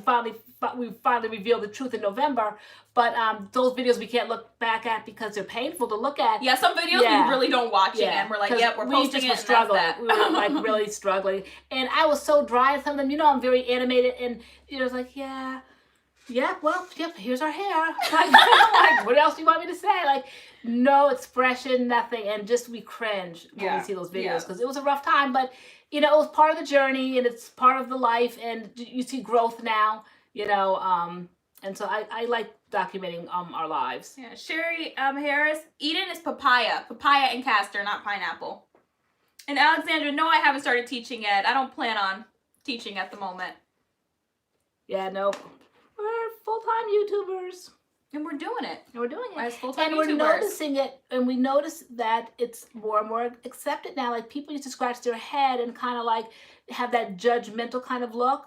But now there's actually check-off boxes that I see at different places for jobs, or say if I'm in a hospital and I'm filling out things, they want to know what your job is and all that. There is a box now for a YouTuber. Can you believe that? And so then today, like the whole week, they were very fascinated when we were at the hospital about what we did, and we took out our channel and the videos and all that, and they're like signing up and like, we're going to start watching you. I mean, it's like, it's really a fascination. And so we have this Chinese restaurant in town, and the mentality there was not such that they kind of like respected a YouTuber. Yeah. It really into education. No, it was like the one in our town, there was this lady there that, she knew I was a teacher, she knew I was student teaching, and I used to tell her that I was like last year, like I was a YouTuber or whatever, and she used to like, she always used to make fun of me. Somehow she would make fun of me and like laugh at me whether I was a teacher. I couldn't believe. Yeah, I was a teacher, and she was like, "Oh, you teach the kids kind of thing. Like, you know, you look so young," and like she would make fun of me and laugh at me, and then she always wanted to know like if I was teaching yet, and sometimes I would lie, other times like I would just ignore the question, and so then I finally started saying like, you know, I'm a YouTuber,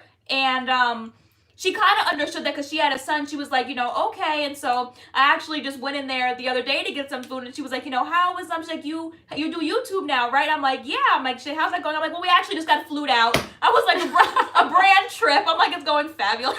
Yeah, then she really took notice. She pulled up a chair, and she said, tell me about how you make money doing that. And Taylor was like, yeah. Then she's like, tell me about it. And I'm like, so, I got to tell her we're like successful now, because like this lady used to really get under my skin. Like she would literally make fun of me, and like I know she probably didn't mean to, but like she would just always rub me the wrong way. And I was like, Ma, like I got to go in there and tell like YouTube is really taking off. It's really working.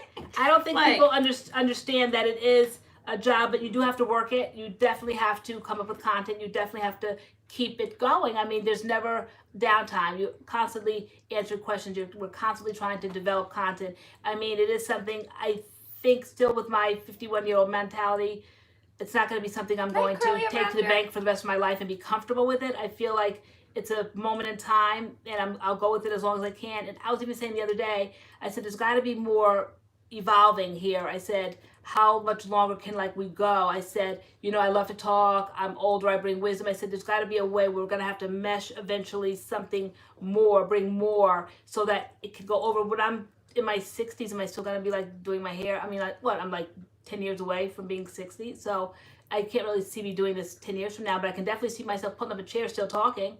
You know, I definitely can see that, so I have to find a way to kind of meld the two worlds, because I definitely like what I do here. It's the best of my life, you know, it really is. To have something like this fall in my lap at a time like this in my life, always having been a stay-at-home mother, never having worked, and to be able to stay in my surroundings after going through such a devastating time in my life is just really a godsend, and I'm thankful for it. Yeah, we appreciate you guys that subscribe to our channel, and those who say you know they don't subscribe to people, but they subscribe to us, or they watch our videos, because we get a lot of times you know, I would never sit on somebody's video this long, or I never, someone just said I never would sit on Tosh, I would never sit on somebody's live this long, and yeah, we're glad you guys like us. Because we're I said I just take what I'm good at, what people would always make fun of me for, I talk too much.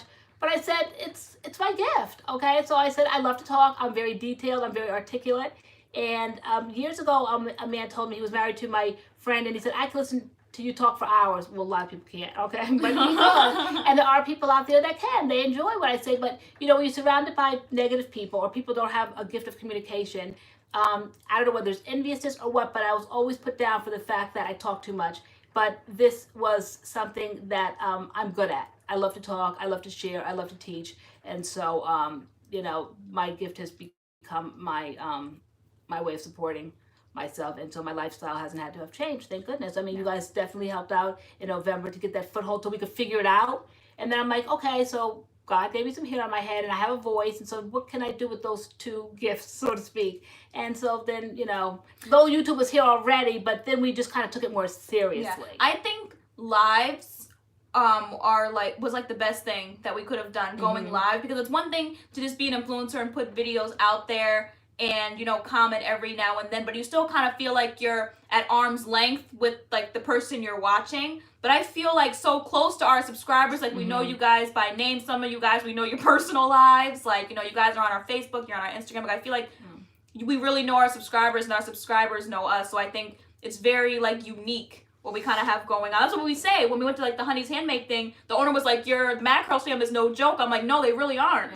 They're really loyal people. They're dead serious. The turning point though was November. I think I came on here tonight talking about hiding the multiple sclerosis and all that. I think the transparency in November, it just kind of splurted out because of the stress that we were under. But you guys knew us, and you would watch our videos, and you knew us well enough to know that there was a problem, but you didn't quite know us well enough to really kind of no, now you guys do. We can't put nothing past you guys. But back then, you just kind of didn't know, and you didn't know how much we were suffering. But I think that's when it took a turn. There's always something on a channel or in life where somebody always has to have some major drama to put them into the spotlight, you know? And so I think that honesty back in November, where you guys were oh, and then, you know, that day when the money was coming in, and the cash apps and all of that, and you guys really held it down for us. You know, we were homeless. We literally were, and I'm not being dramatic, because you guys know I have a flair for drama, but we really weren't, okay? We really were going to be in the streets. It was a matter, we were going to the food pantry,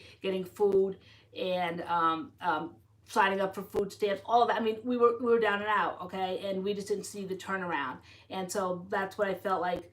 That's what I brought to the marriage at that point. I never felt like I contributed that much, but I felt like I was very resilient. And when things get me down, I felt like I figured out a plan to do this, and it was very difficult, but still, yet it still wasn't good enough. And I felt that that was something that I really contributed and brought to that. And then with the channel and all that, I mean, just so much. I mean, the MAD-CURLS fam literally saved us. Yeah, I mean, it was like which is crazy. I'm like, these people don't know us. We don't like. I mean, like on a bike. I mean, not even like family or friends. Like it was literally the MAD-CURLS People really fam. had to sit back and look at this in awe, because I know people were behind our backs talking about what do they call themselves doing. Like, you know, like my mother would make fun, and she's like, "You act like you're all the Kardashians," because she would call, and I'm like, "Mom, me and Tay have to film," and she would laugh, and no one took it seriously enough. You know, in the beginning, now people are taking notice because, you know, you guys put us on the map. And when they saw people that I knew, people that were friends and family and church members could have cared less. They would have saw us die in the street. But you guys... Not even being dramatic. And not being dramatic, because we were dead in the street. Yeah. But you guys... The Kardashians. We were the Kardashians. But you didn't even know us, and you're like, what can we do, and how soon can we do it? And that day, when that money was just coming down, and Taylor's like, wait, halt, don't, because YouTube is taking it. Like, if you want to bless us, like, please take it to GoFundMe. And people, you couldn't deny it. You could not deny the power behind YouTube. You could not deny the love that you had for us. And people just silenced. Close the mouth. It's just like we're just gonna sit back and watch now because we have nothing to say. The proof is in the pudding. I mean, they're doing it. The girls are doing it, you know. And so after that, ever since that point, now everybody just sits back and says very little, which is best, you know, because just watch us, you know, because you just don't know what direction God's ever taking anybody in.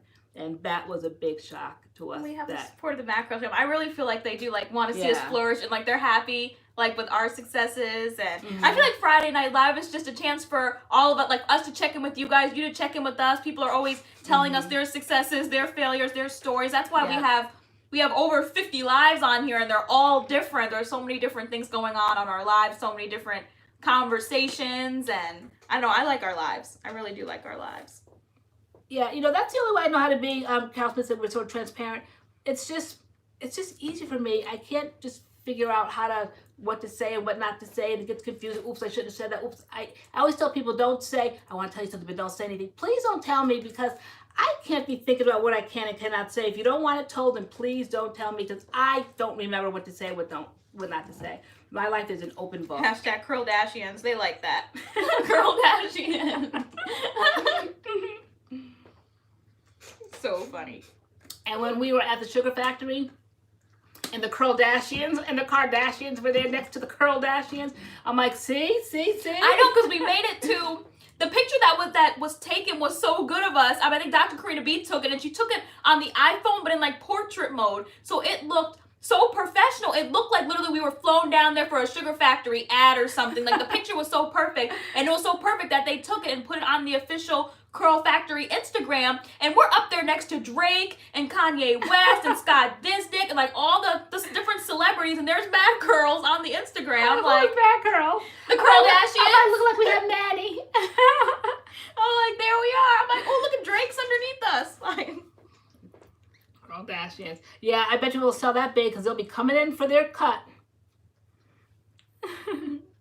They'll find a way to sue us. Right, and they have real Manny. They have real Manny.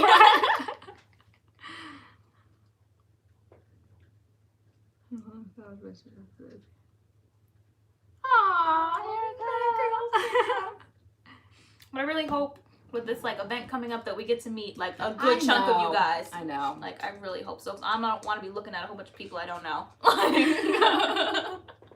I want to see MAD-CURLS fam. I know. That'll be so exciting if we can. It's just it's been what we wanted to do the whole time, just to meet people that we influence every day. So that would be so great. That we connect with, and that come to our lives, and that know our lives. It'll be such a memorable thing. Yeah. Yeah.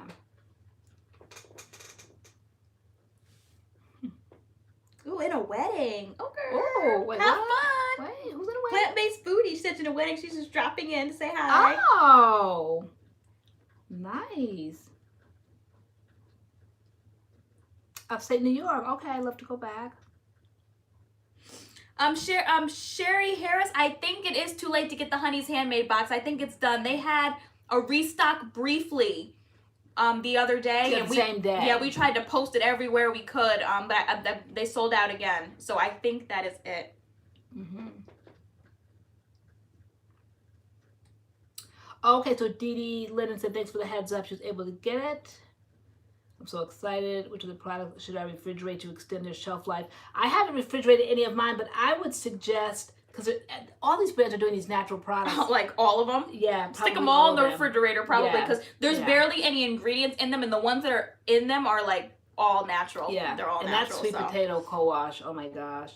Even though I saw a commercial today, a sale for the black soap co-wash. Ashley Harris, that's a great idea as well. To go live during the meetup so people who can't make it are still included. Oh, that would be a great idea. There's so many different things we have to let me write that down. Because when we have another meeting, I got a text, I think, so to see, we definitely have to have more planning time because it's right on the corner. Yeah. Should you refrigerate Miche? I didn't refrigerate Miche. Miche is just sitting on my shelf. But things might change come summer when it gets super, super hot, so. Yeah, all that just bag of Sotanicals I bought down here, some of that stuff needs to be because. Ari, it's going to be in New York. We don't have all the details yet, but it's going to be like a curly hair event, natural hair event, and it's going to be in New York. But we are hoping to get you guys a date within the next week or two, definitely. As soon as we know, y'all will know. Yeah. So, absolutely. Yeah. Yeah, I'd love to see some of our New York people. I see people here. Pondex, yes. Love to be there. Yeah. Ashley, I'm planning on trying to come. So if I'm there, I can be in charge of the cam if you want. Okay, I should be in charge of live. That's gonna be so exciting. I know. Oh my god, I'm so excited. Okay. It'll be so surreal like to sit there and like we're on live and it's just Oh my gosh. Too much, my mind can't work. I know, mine's gonna be like I wanna fly in from Minnesota. Oh my gosh, like that's what I told the person. I was like, we need the date as soon as you can give it to us. I'm like, cause MADCURLS is no joke. Like something about like hotel rooms, like maybe like booking off places or things. Yeah. Because, I wouldn't be trying to drive back and forth. Beverly Wallace, I absolutely believe that Eden Body Works will work with 4B hair. Before I bought it, all I saw was reviews on Type 4 Naturals. And people that did twist outs and braid outs, Type 4 hair. And it was beautiful results. So I would maybe YouTube Eden Body Works, 4B Type 4 hair, and people doing that line, the papaya castor line, or just go to their Instagram. They have a lot of like quick 1-minute videos showing. They have more 4Bs and they have other textures, don't they? Yeah. Yeah. And so their hair is coming out good. Mm-hmm. All right. Is it time for the goodnight roll call? Probably, I'm chewing on Alex. Guys, I think it's time for the goodnight roll call. It is 11 o'clock. Will we need tickets? Yes, this will be a ticketed event. I know that for sure. Because I said I can't be staying in no dives, and we have to have a nice event. Nice events come with money, so. Bye, tofu on toast. Bye, you guys. MADCURLS. Hello again, Taylor. Hey, it's Obama. Obama. Hi, Julianne. Good night, Tosh Love. Good night, ladies. Sleep well. Tofu on toast. Carol Smith, will you have a package? What's a package? What's a package? Like a swag bag? That kind of thing? MADCURLS. He said, hi, Mom. Yeah, we're trying to... No. How's the business over there at Big Y? What's a package? Because you went into Big Y today and it was packed, right? Because of Stop and Shop. What's going on over there? Does anybody else have Stop and Shops that are like protesting? Striking? Striking? Yeah, not protesting. It's strikes. On strike? If they're on strike, yeah. Yeah. They're no joke over there across the street. They're like, when you go in, like, I wouldn't dare. Have fun on your date, Atia. A date? He's so busy. I'm so dead right now. I know. It must have felt like Thanksgiving or Christmas time. It was so packed in there. It was packed. Yeah. Good night, Sherry Denise. Good night. Good night, Wisdom is better. Kardashians. MADCURLS. Oh, will there be a package? Hotel flights, deals. Oh, you know, we're still in the planning phase of it, so that's something that we can bring up, right? And see how that's going to shake down. Yeah. Yeah, we have to. We didn't take any of that into consideration because we didn't know how far the reach would be. So now that we're. I mean, do like hair shows and stuff do that? Like the Talia Waheed show, do they do hotel flights, deals, like that kind of thing? Do they do that? Mm-hmm. Says we made more than Christmas Eve. It was wild. Wow. Wait, who did? Big Y made more than Christmas Eve. That's really? Insane. Wow. That's because that goes to show how small the town is, and it always just survived on one grocery store, and then they put the Stop and Shop in there. What?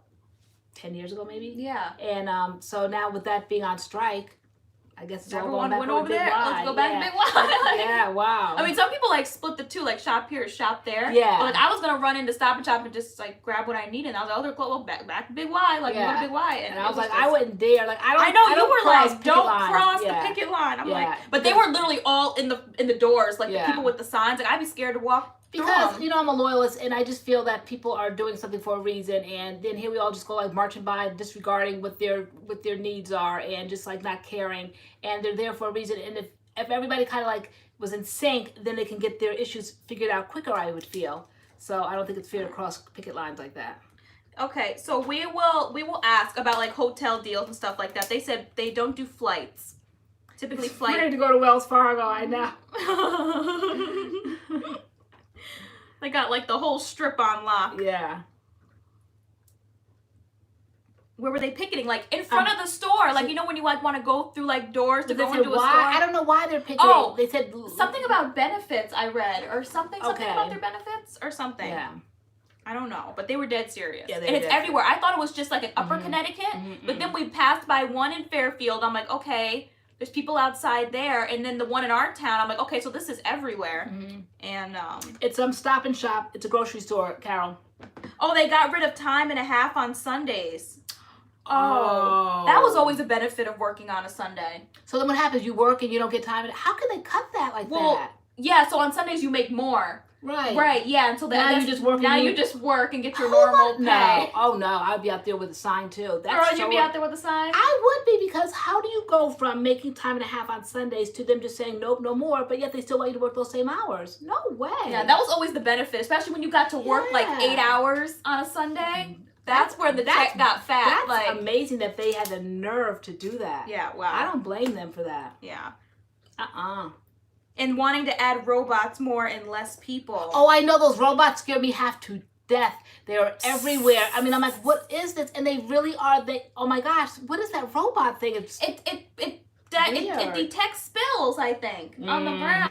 Yeah, they're taking jobs. That's what they're probably doing. Because that thing just popped up on me. I'm like, what the heck is that? Like cleaning up spills. I'm like, there's no spills over here. Like, where is that robot It's detecting spills.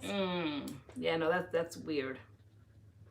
Oh, and okay, so Big Y did that. They got rid of time and a half for people who are new hires. Oh, really? But not the old ones that are already in Walmart. Yeah, it's just weird. It's like this R2-D2 going around the store, this machine, this great big round thing just popping up out behind me. Are stores losing money? Why get rid of time and a half on Sundays? They can't afford it, probably. That's a little busted. I just don't know how they can do that. How they can just one day pay you one thing and then just dictate another. Yeah, if you were hired after January 2019, you don't get it anymore. So if you were hired before, you get it, but after that, you're out of luck.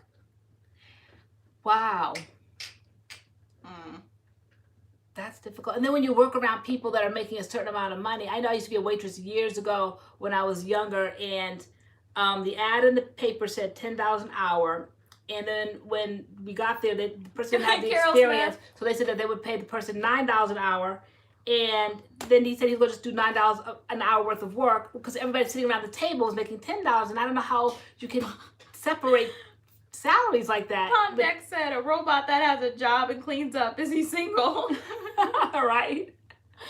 I remember I was like hired, like, I think I had been there a year or two at Big Y, and then the minimum wage raised like all around Connecticut. So people who were new hires were like making what I was making. I remember I had an attitude. I'm like, I had to wait 2 years to get to where I am, and y'all just coming in making what I'm making, and so I thought it was busted. Yeah.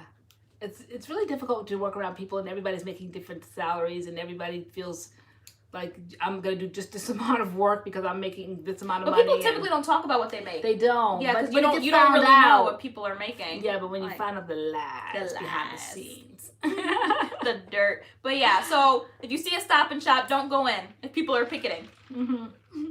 Loyalty. All she wanted was All loyalty. she wanted was loyalty. All right. Night night. We will see you guys in our upcoming videos this week. So what do we say we're going to do? What does everybody want to sing? We don't know. We didn't ask. We have to see what we have on our show. I know we said we would do a treatment Tuesday. I know we said that. You guys want to see that? Deals for the meetup. You wouldn't want to increase the ticket prices for the event. Just a thought. Okay, thank you for that thought. Okay. Meaning, like I said, be careful about deals. Meaning that we would have to absorb that cost of all these getting big blocks of hotel rooms and all that kind of stuff. Because I've never seen an event where they get that involved in things like that. For something like it's this. just, yeah. I've seen like maybe church events that do that, but I've never seen curly hair events. You get there best way you can. There's one out in California, you get out there, good. If there's one in New York, you get there, good. Yeah. You know, and if you don't, you know. That's that. So. Yeah. I know, because there's so many times I wanted to go to events, but I'm just like, we have to think of the travel, the flights, and the hotel, and like, you know, they don't do all that, so. Yeah. I know. But thank you for that. Dylan's Candy Bar for the New York City event, just a suggestion. Oh, Dylan's, that's that place we went into that got that fudge, remember? Yeah. Yeah. But it's going to be kind of an event where we need, like, there's going to be, like, probably tables set up. There's going to be vendors and different things. People with their merch and different things. Yeah. There's going to be a lot of different things going on. I think they mentioned, like, a band and, like, music or something like that. So there's going to be a lot going on. Like, it needs to be, like, a big kind of venue. But Dylan's Candy Bar, that's where we got that fudge that time. So, and they just keep cutting off the fudge and you can sample as much as you want. Just endless. So it's a mop top. Okay. Treatment Tuesday, mop top. Mix it up. Okay. All right. Good night. Is it got it? Frankie or Friendly one? Good night, ladies. Okay, gotcha. All right, guys. Night, night, Angela. Night. See you around. Look out for our like 5-hour vlog on Sunday. I don't know how long this vlog is gonna be, but look out for it. Tomorrow is our last day of filming for the vlog. It'll be our last day of content, and then we're gonna stick the whole vlog together, and it's gonna run from like Sunday to Saturday, and then we'll start vlogging again Sunday. Yeah. But we'll see. So look out for the guys for supporting me all this week during my therapy. Early in the morning, and made it through. Now just go through the weekend. On deck, I totally exaggerated, but it's probably gonna be like 2. I'm assuming it's gonna be like 2 hours. Yeah, that's my assumption, because it's 7 days worth of footage. So I'm assuming 2 hours. That's what I'm guessing. Because there's sometimes we just turned it on and we'd be driving and we'd be talking, and I'd look at the clip and it would be like 30 minutes right there. Wow. Just us driving and talking. So I don't know. We're gonna see. Well, we said we do a whole bunch of nothingness, so now you guys will see exactly what we mean. Beverly Walls, we're thinking people can just stop it and come back to it. Like, I don't think we're gonna break it up part 1, 2, 3. Like, it's just gonna be our weekly vlog and just watch it, stop, come back, fast forward. Like, I watch my favorite crime channel. Sometimes the video could be 20 minutes, sometimes it could be 45. If I start it, fall asleep on it, the next day just take it back and start it again. And I was watching the Madeline McCann, is it whatever, on Netflix, that whole documentary. It's 8 parts. Start it, fall asleep, part 2 or 3, wake up next morning, start again. You know, I mean, you just have that luxury, you know, you're not like just kind of like boxed into long videos. You can just stop it and start it again. Pondek, I think if you autoplay our channel, like the videos just run, as long as like the commercials run, we get like paid for that ad. So if you let like the commercial run, like when it pops up and say it's like 10 seconds, if you let the whole 10 seconds run, then like we get paid for the ad. I think you gotta let the whole ad run through. Yeah.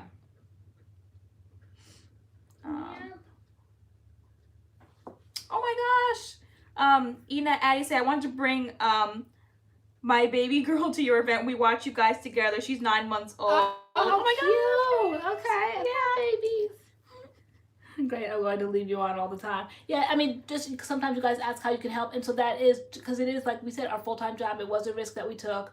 It was for a lot of reasons, you guys know, mentally, physically supportive. You guys know, of course, you know, very transparent, my illness. So it's Tay, she's a certified teacher, can go out here and teach any day now, but just the whole messiness of our lives, just the support for one another, we're here.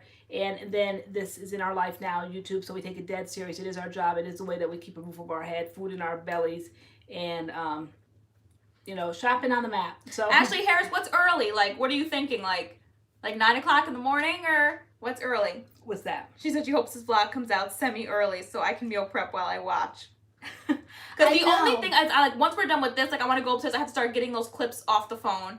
Okay. And then tomorrow we just have to vlog and then just add those clips in, and the whole thing should be able to be exported tomorrow night and be ready to go and Sunday really, morning. like, give us feedback, because we haven't done a vlog of this. No, like noon. Okay. We've done this for Honey's Handmade a few weeks ago, but like this is content that we kind of like want to bring to the channel. Though it's very time consuming and it is a lot of work throughout the day, it's like our life is not our own, because we get up and we're like, where's the vlog? Like, we're constantly on camera. Yeah, and guys, so sometimes we look like this. We look sickening, and one clip, like we're like in bed chilling, like hair wrapped, looking and you're wild. like angles, like my angles, and hold your neck up. So you're gonna see us in pajamas and like regular, like it's literally our walkthroughing our day-to-day life. Yeah. So we're gonna be looking good. We're gonna be looking wild. We're gonna be and then you prepping guys for had videos, an idea food. That maybe 1 week do a vlog, another week do a live, you know, because it definitely is a lot of content. It definitely is a lot of work, and so we don't want to oversaturate. But so we don't know like the give or take of that. But every time we turned around, there was a camera in the face, and we were constantly recording everything that we did. I can't wait to see what you guys think, because it's so just give us. I don't think feedback. it's like a typical vlog. It's a lot of days. It's a lot of days and a lot of different things. I think we used to watch that channel. She was Kim Tai. She was in the beauty community, and we loved watching hers. It would be like a 59-minute video. But hers was a it, and I'm like, how did she do that in 59 minutes? I'm like, there's no way. I'm like, we talk too much for that. Yeah, but it is just constantly having the camera on and constantly just. Our life is just out there, just 24/7. So we'll see. I'm so used to it. I love camera. That's why I was. You do. After that Miami vlog, you were like, I want a vlog, and so like, you're like, let's do a weekly vlog. And I'm just like, the camera loves me, and I love the camera. So this is reality TV with MADCURLS, literally. Yeah. That's why it's gonna be long. Like, I'm not even gonna sit here and lie to y'all and say, oh, it's gonna be an hour. No, it's not. I'm not. I'm saying at least 2 hours.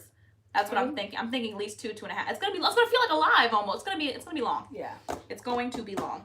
All right. All right, guys. So let's see. Final last words. You do it every time. But yeah, don't judge us too harshly. Thank you, Polly. You both are so photogenic. For how busted we might look in this vlog. A lot of people have liked this. Sure, you know, and I don't know if you guys can get any more.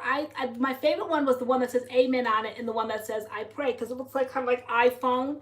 But every time I go back to that site, it's not there. So you know, that's why you have to strike while the iron is hot. But I was like playing on my phone when I'm sitting here talking to you guys, and I saw somebody on my Facebook page saying that, you know, to wear a shirt like this is like such a blessing or something. God's blessings are upon you. But I just thought it was a very cute. I like kind of like spiritual shirts like this, and it just caught my eye when I saw it. I always watch it to hope it comes back to that site. But you see Bad and Bougie, LoriAnne, I'm sure. I'm sure. Yeah, we have to go back through all the footage. I know. Even when I'm in the hospital, I try to be bad and bougie. Yeah, we will see. All right, so we need to go so I can start getting these clips off. I can start reheating my pizza. Yes. Okay, yeah, we have a lot to do. And it's 11:10. All right, so we love y'all so much. This has been fun. Look out for the vlog. Look out for our videos that are coming up this week. And we will see y'all on our next live. Good night, guys. Love you guys. Good night, Ina, Pandek, Tilda. Night night. This is AJ, Ashley, Denisha, Angela, and all the gang. All the group, all the gang. Tony, Erica. You guys have a great week and a great weekend. Be safe. Thanks for all your love and support. And we'll see you. Well, those that are following me and my friends on Facebook, you'll see me every day. You probably see me in about 5 minutes up there. Organize my page again now. I'll be sitting here eating pizza on Facebook. So if you want more LoriAnne, go to her Facebook. Yes. LoriAnne Wesley. Yeah, LoriAnne Wesley. It's 2 N's and an E on the end of Anne. 2 N's and an E. And add Wesley to the end. Yes. And she should pop up. Yeah. Oh, it's raining. Oh, wow. Ooh. It is. All right, guys. All right, guys. So we'll see you this week. And thanks for stopping by. And oh, it's 11:10. 11:11. All right. Love you. I get to press the button. Girl, you want to press the button? Okay. All right. Go ahead. Good night, guys. Girl.